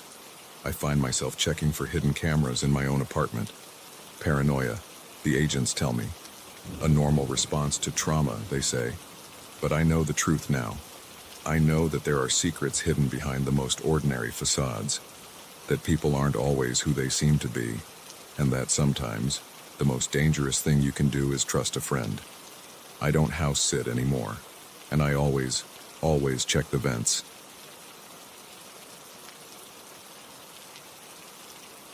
The first time a patient told me they saw a shadow figure in their room, I dismissed it as a hallucination. By the third time, I knew something was terribly wrong. What I didn't realize was that I was about to uncover a dark secret that would turn my night shift at Mercy Hospital into a waking nightmare. My name is Dr. Elena Reeves, and I've been working the night shift in the ER at Mercy for the past 5 years. I thought I'd seen it all. Gruesome accidents, bizarre injuries, the whole gamut of human suffering. But nothing could have prepared me for what happened that week. It started on a Tuesday night, or rather, Wednesday morning around 3 a.m., the witching hour, as we often jokingly called it. That's when things tend to get weird in the ER. I was doing my rounds, checking on patients, when I heard a blood-curdling scream from room 105. I rushed in to find Mrs. Henderson, a sweet elderly lady admitted for pneumonia, cowering in the corner of her room. Her eyes were wide with terror, fixed on a point near the ceiling. "It's there!" she shrieked, pointing a trembling finger. "Can't you see it? The shadow man!" I looked where she was pointing but saw nothing, just the usual medical equipment and bare walls of a hospital room. I chalked it up to confusion from her meds and gently coaxed her back to bed, assuring her there was nothing there. But as I left her room, I couldn't shake the uneasy feeling that had settled in my stomach. The fear in Mrs. Henderson's eyes had been so real, so visceral. 2 nights later, it happened again. This time it was Mr. Reeves, no relation, a middle-aged man recovering from a minor surgery. I heard the commotion from down the hall, the sound of breaking glass and panicked yelling. When I got to his room, I found him huddled under his blankets, eyes squeezed shut, muttering something under his breath. The water pitcher lay shattered on the floor where he'd apparently thrown it. "Mr. Reeves," I said softly, approaching his bed. "What happened? Are you all right?" He peeked out from under the covers, his face pale and drawn. "The shadow," he whispered. "It was watching me, from the corner, just standing there." A chill ran down my spine as I remembered Mrs. Henderson's similar words. But again, looking around the room, I saw nothing out of the ordinary. I tried to reassure Mr. Reeves, but he remained agitated.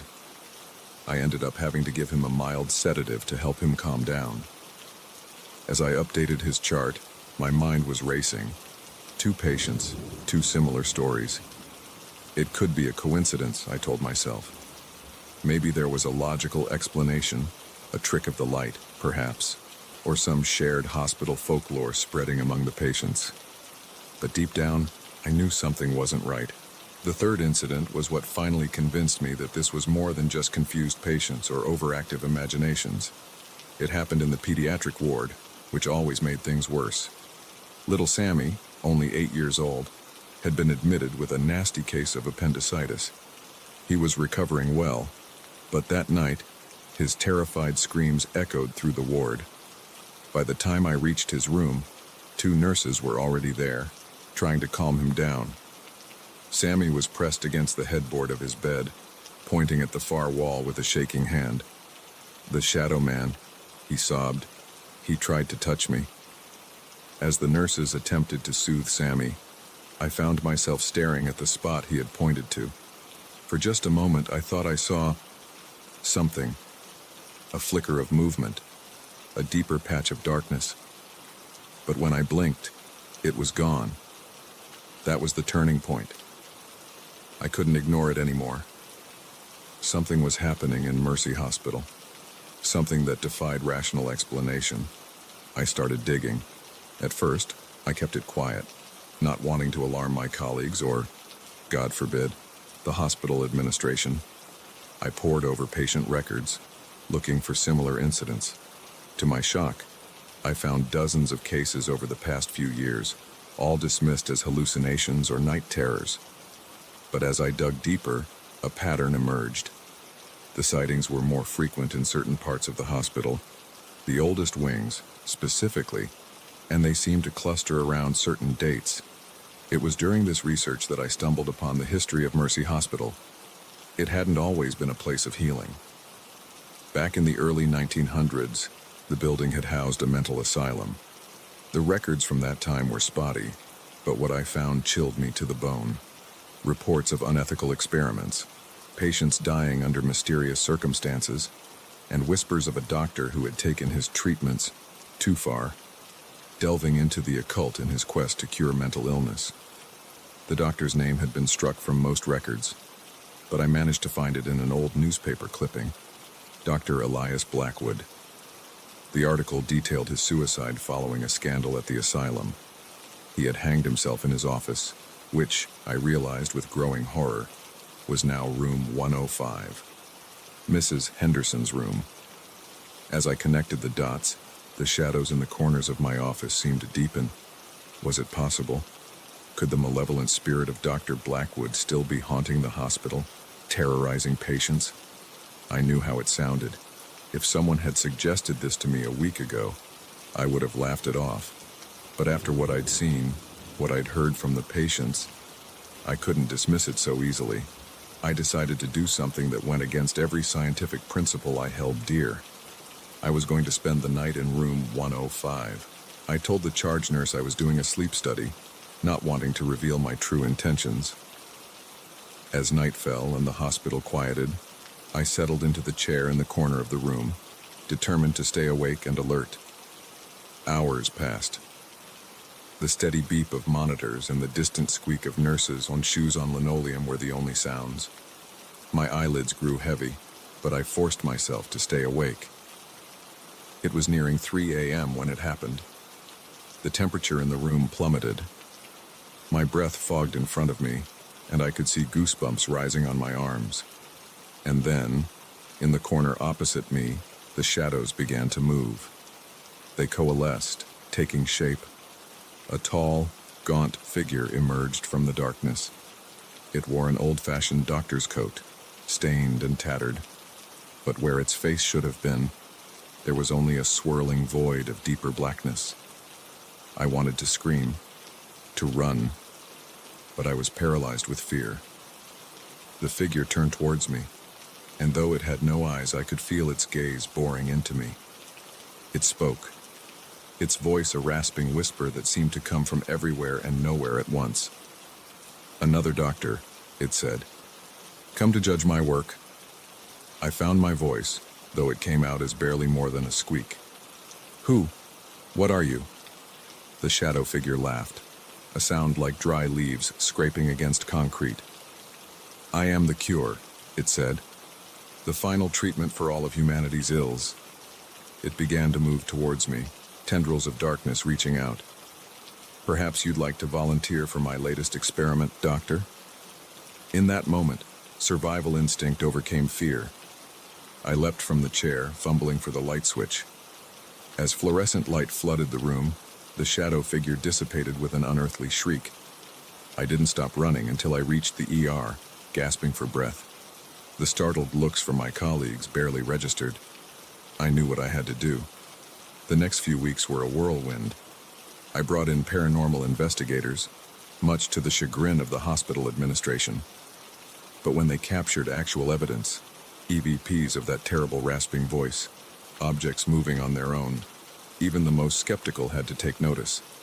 We learned that Dr. Blackwood's spirit was tied to the hospital, to the site of his heinous experiments and ultimate disgrace. With the help of a local medium, we performed a cleansing ritual, focusing on room 105 and the other hotspots of activity. I'll never forget the sound that echoed through the hospital that night. A howl of rage and despair as Dr. Blackwood's spirit was finally forced to move on. In the aftermath, the hospital underwent major renovations, particularly in the older wings.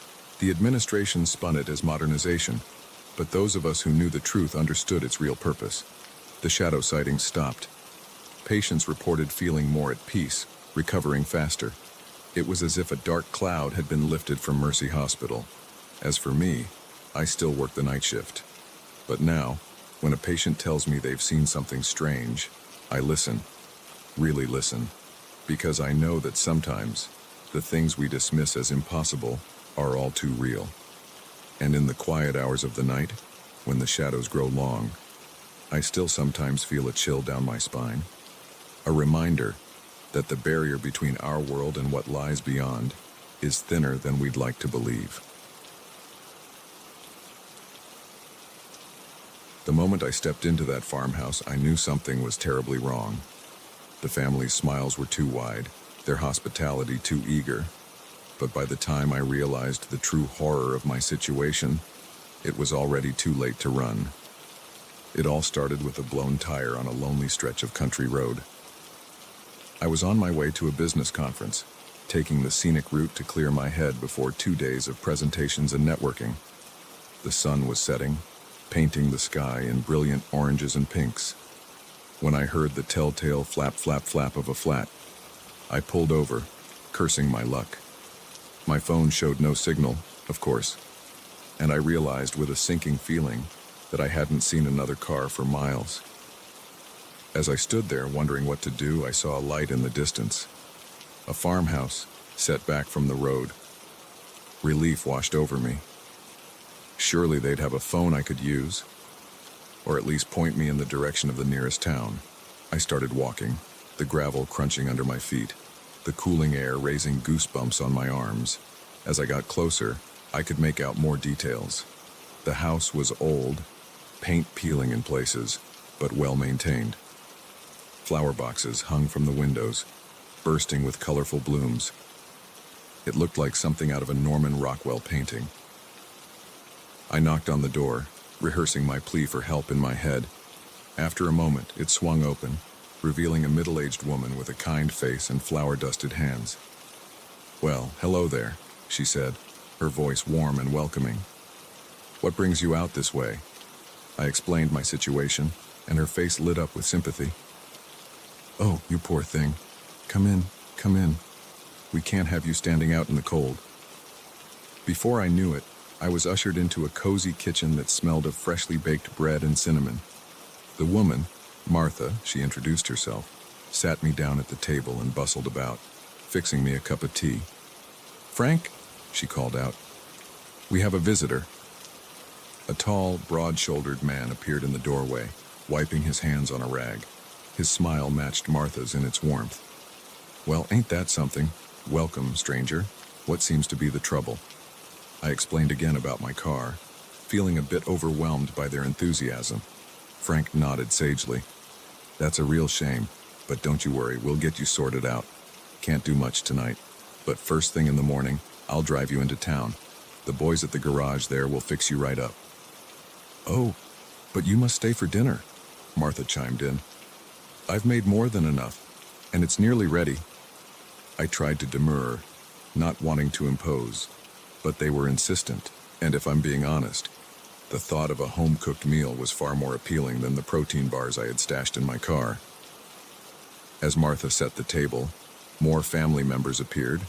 2 teenage boys, lanky and shy, a girl around 10, with pigtails and a gap-toothed smile, and an older man, Frank's father, I assumed, who walked with a cane and had eyes that seemed to look right through me. We sat down to eat, and I have to admit, the food was delicious. Roast chicken, mashed potatoes, green beans fresh from the garden. Martha's homemade rolls were heavenly. The conversation flowed easily, the family asking me about my life, my work, my family back home. But as the meal went on, I started to notice oddities. The way they all seemed to pause before answering questions, as if waiting for a cue. How their eyes would sometimes flick to the old man at the head of the table, seeking approval. And their smiles, those wide, eager smiles that never quite reached their eyes. I brushed it off, telling myself I was just tired and stressed from my car trouble. These were kind people who had opened their home to a stranger. I was being paranoid. After dinner, Frank showed me to the guest room. "You get some rest now," he said, that same fixed smile on his face. "We'll head into town first thing in the morning." I thanked him and settled in for the night. The room was quaint, with floral wallpaper and a patchwork quilt on the bed. But as I lay there, trying to sleep, that feeling of wrongness crept back in. The house was too quiet. No creaks of settling wood, no distant sounds of traffic, just utter, complete silence.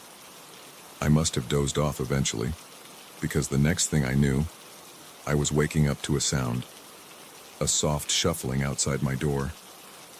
I glanced at the clock, 3:17 a.m. The shuffling stopped right outside my room. I held my breath, straining to hear. Was it just one of the family members getting a glass of water? But no one moved away. They just stood there, silent, for what felt like hours. Finally, I heard retreating footsteps. I let out a shaky breath, telling myself I was imagining things, but sleep eluded me for the rest of the night. Morning came, gray and overcast. I made my way downstairs, expecting to find the family bustling about. Instead, the house was empty. A note on the kitchen table caught my eye. "Gone to tend the fields. Help yourself to breakfast. Frank." Something about the handwriting struck me as odd. It was too perfect, too uniform, like it had been printed rather than written. I was pouring myself a cup of coffee when I saw it. A flash of movement outside the window. I looked up, and my blood ran cold. The old man was standing in the yard, staring directly at me, but it wasn't his presence that terrified me. It was his eyes. In the harsh morning light, I could see that they were completely black. No whites, no iris, just endless, fathomless darkness. I stumbled back, my mug slipping from my fingers and shattering on the floor. When I looked again, he was gone. Heart pounding, I knew I had to get out of there. I ran for the front door, only to find it locked. Not just locked, sealed, as if it had never been meant to open at all. Panic rising, I tried the windows. All of them, sealed shut. I was trapped. I ran from room to room, searching for a way out, for some explanation. That's when I started noticing other things. Photos on the walls that looked wrong. The same smiling faces, but with subtle differences. A scar that appeared and disappeared. Eyes that changed color. In what I assumed was the boy's room, I found stacks of newspapers, but every date was wrong. Some from 50 years in the future, others from a century ago. The girl's room was filled with dolls. Hundreds of them, all with the same blank stare and too wide smile I'd seen on the family's faces. In the basement, I found something that made my blood run cold. A wall covered in photos, missing person posters, hundreds of them, going back decades, and in the center, a map with red pins stuck all over it. One of those pins, I realized with growing horror, marked the exact spot where my car had broken down. This wasn't a chance encounter. They had been waiting for me, luring people in for God knows what purpose. As that realization hit me, I heard the front door open, footsteps moving through the house. That same shuffling sound I'd heard in the night. "Oh, visitor," Martha's voice called out, sickly, sweet. "Where are you? It's time for your next meal." I pressed myself into a corner of the basement, desperately looking for a weapon, an escape route, anything. But I knew, deep down, that it was too late. I was part of their collection now. Another face to add to their wall of the missing. The basement door creaked open, footsteps on the stairs, and as the family appeared, their faces now twisted into grotesque parodies of human smiles, I realized the true horror of my situation. This wasn't just about being trapped in a house with some backwoods killers. This was something older, something darker, something that wore the skin of a normal family, like an ill-fitting suit, luring in unsuspecting travelers for purposes I couldn't even begin to fathom. As they closed in around me, their eyes now all showing that same endless blackness, I had one last coherent thought. I should have just waited with my car.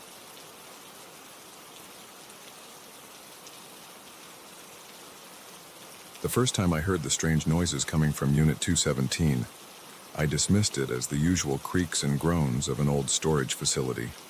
But when I saw the pale, emaciated hand reaching out from under the door, I realized I had stumbled upon something far more terrifying than forgotten junk. My name's Mike, and I've been working the night shift at Secure Store Self-Storage for about 6 months now. It's not the most exciting job in the world, but it pays the bills and gives me plenty of quiet time to work on my novel. At least, that's what I told myself when I took the job. Secure Store is one of those massive warehouse-style buildings on the outskirts of town, row after row of identical metal doors stretching as far as the eye can see. During the day, it's a hive of activity, people coming and going, loading and unloading their life's possessions. But at night, it's a different world entirely. My shift starts at 10 p.m., just as the last of the day's customers are leaving. I do my rounds, check the security cameras, and then settle in for a long night of writing and occasional patrols. Most nights, the only sounds are the hum of fluorescent lights and the tap-tap-tap of my laptop keys. But about a month ago, things started to change. It was around 2 a.m. when I first heard it, a soft, rhythmic thumping coming from somewhere deep in the facility. At first, I thought it might be a faulty air conditioning unit or maybe a customer had left something precariously balanced. But as I followed the sound, I realized it was coming from a specific unit, 217. I pressed my ear against the cold metal door, listening intently.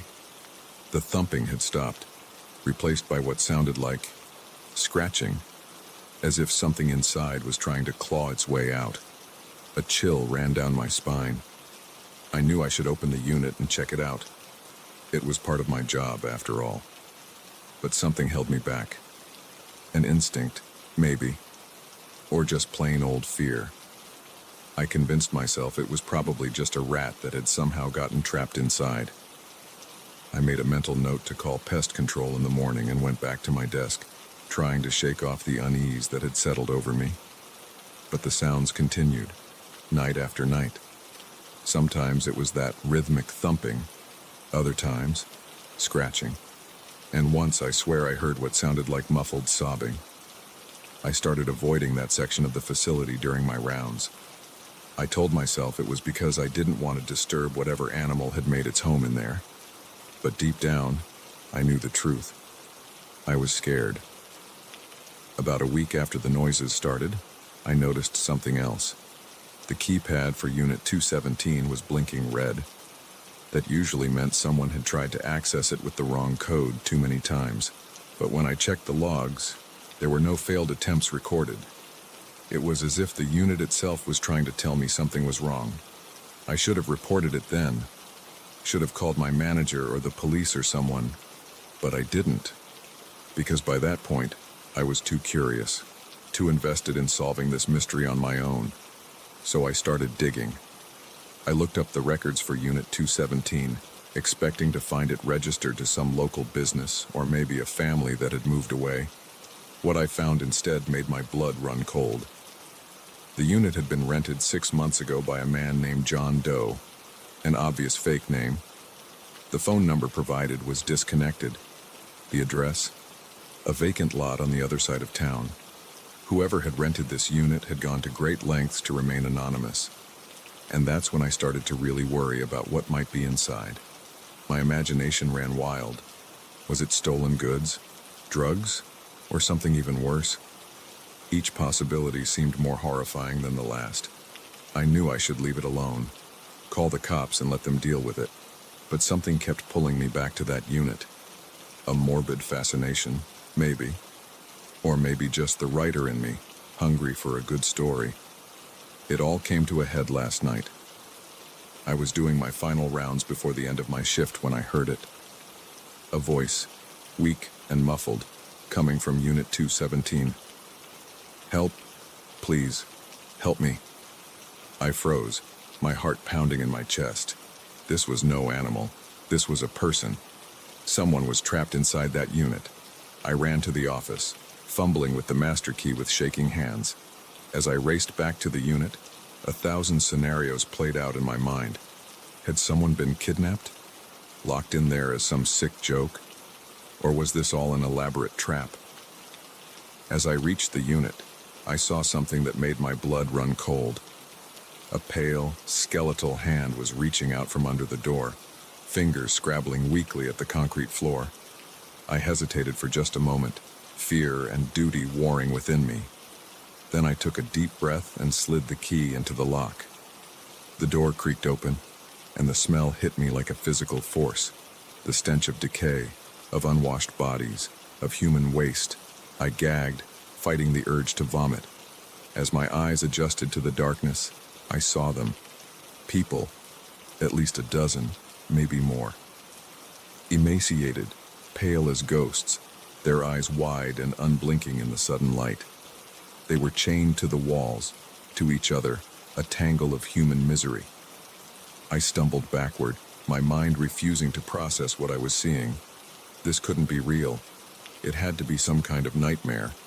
But the hand that grabbed my ankle was all too real. I looked down to see one of the captives, a young woman with matted hair and hollow cheeks, staring up at me with desperate eyes. Please," she whispered, her voice hoarse from disuse.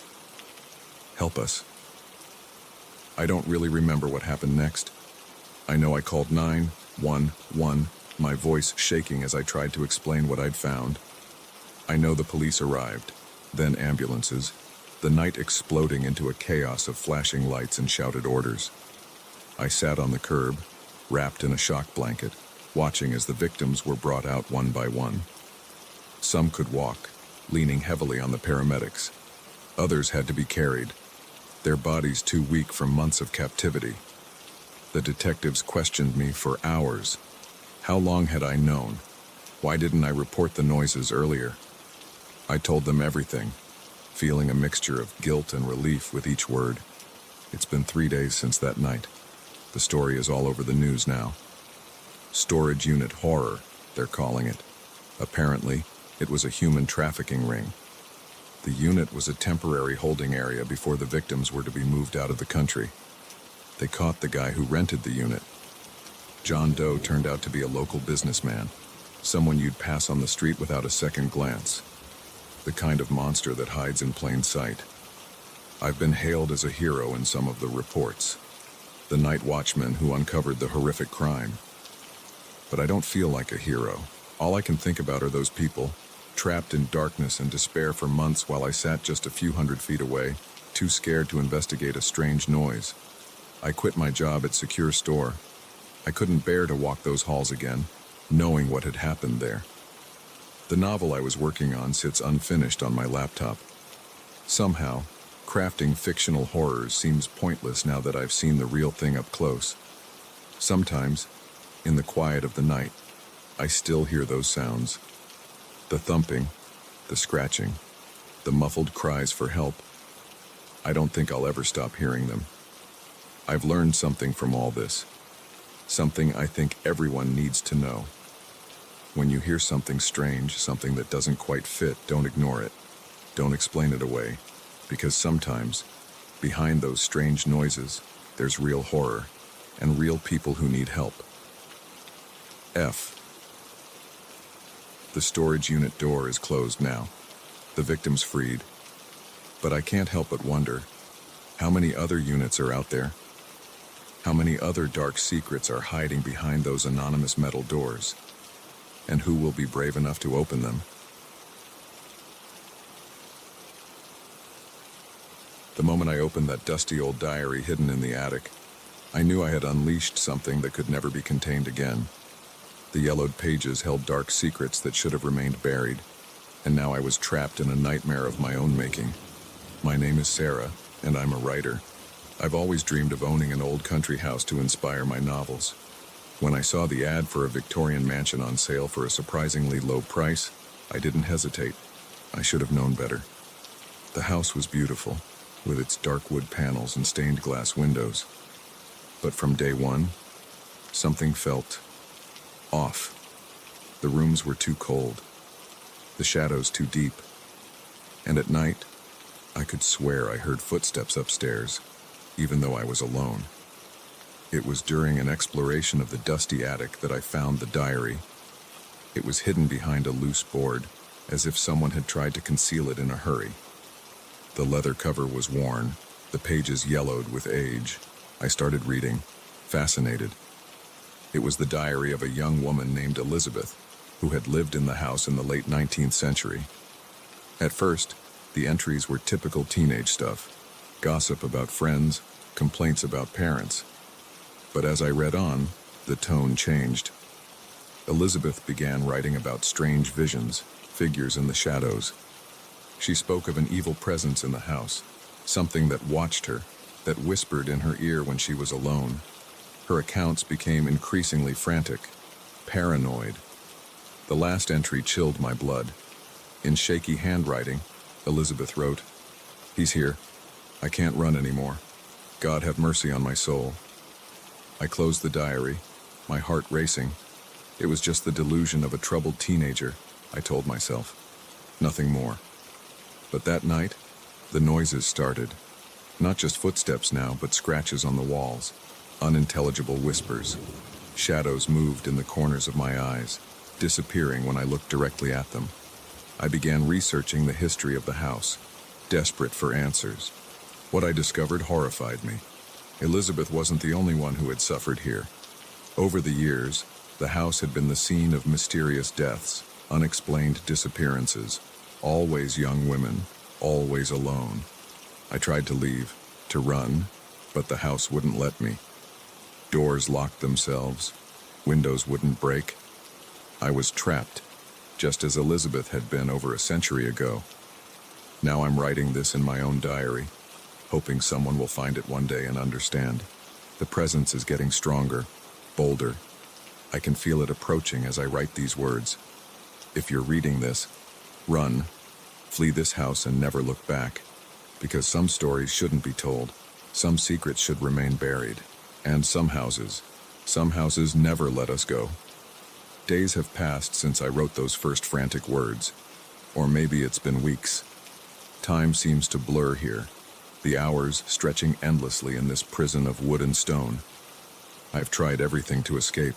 I've thrown chairs at windows only to watch them bounce off unscathed. I've screamed for help until my voice gave out, but no one ever comes. It's as if the house exists in its own pocket of reality, cut off from the outside world. The diary has become my lifeline, my only connection to sanity in this madness. I read Elizabeth's entries over and over, looking for clues, for some way to end this. But all I find is a reflection of my own growing terror. The presence in the house grows stronger every day. It's no longer content with whispers and shadows. Now it takes form, a dark figure that stands at the foot of my bed at night, watching me with eyes that burn like embers.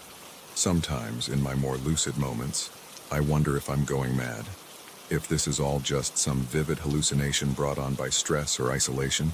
But then I feel its cold touch on my skin, hear its raspy breath in my ear, and I know this is all too real. I've started to see flashes of the past, visions of Elizabeth, of other women who lived and died here.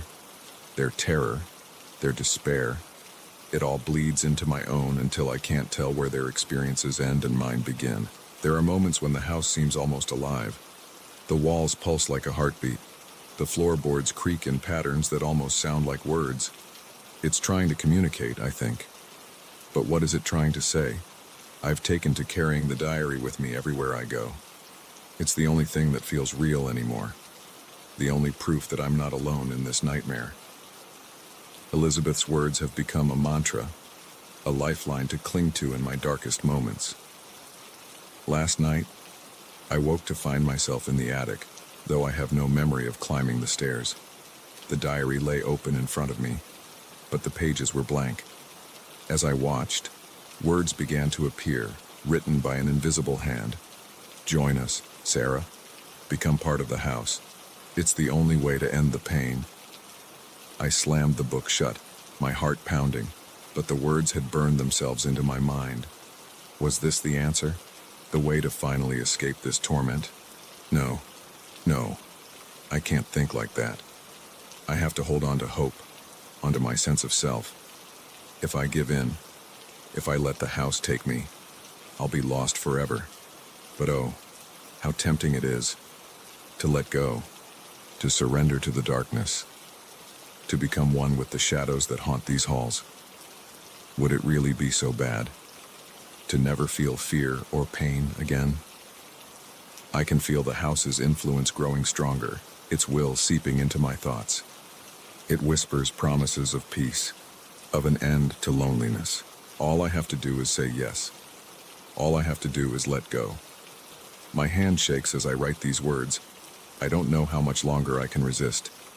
The house is patient, but its hunger is endless. It has waited for centuries. It can wait a little longer. To whoever finds this diary, please, don't make the same mistake I did. Don't let curiosity override your common sense. Some doors should remain closed. Some secrets should stay buried. The house is calling me now. I can hear it in the creaking of the floorboards, in the whistling of the wind through cracks in the walls. It's time, it says, time to become one with us. I don't want to go. I want to live, to see the sun again, to feel the grass under my feet. But I'm so tired, so very tired. If there's any mercy in this world, let this diary be found. Let my story be told. Let someone know what happened to Sarah Collins, the writer who bought a house and found a hell. And if you're reading this, if you've somehow found your way into this cursed place, heed my final warning. Run. Run as fast and as far as you can. Don't look back. Don't hesitate. Because once the house has chosen you, it never lets go. The shadows are growing longer now, reaching for me with inky tendrils. I can feel the house's heartbeat in my own chest, its whispers drowning out my thoughts. I'm sorry. I tried to resist. I really did. But in the end, the house always wins. Always. The pen falls from my hand. The diary closes for the last time. And as the darkness engulfs me, as I feel myself becoming one with the very walls that imprisoned me, I have one last coherent thought. Some stories have no happy endings. Some houses keep their secrets forever. And now, I am one of those secrets.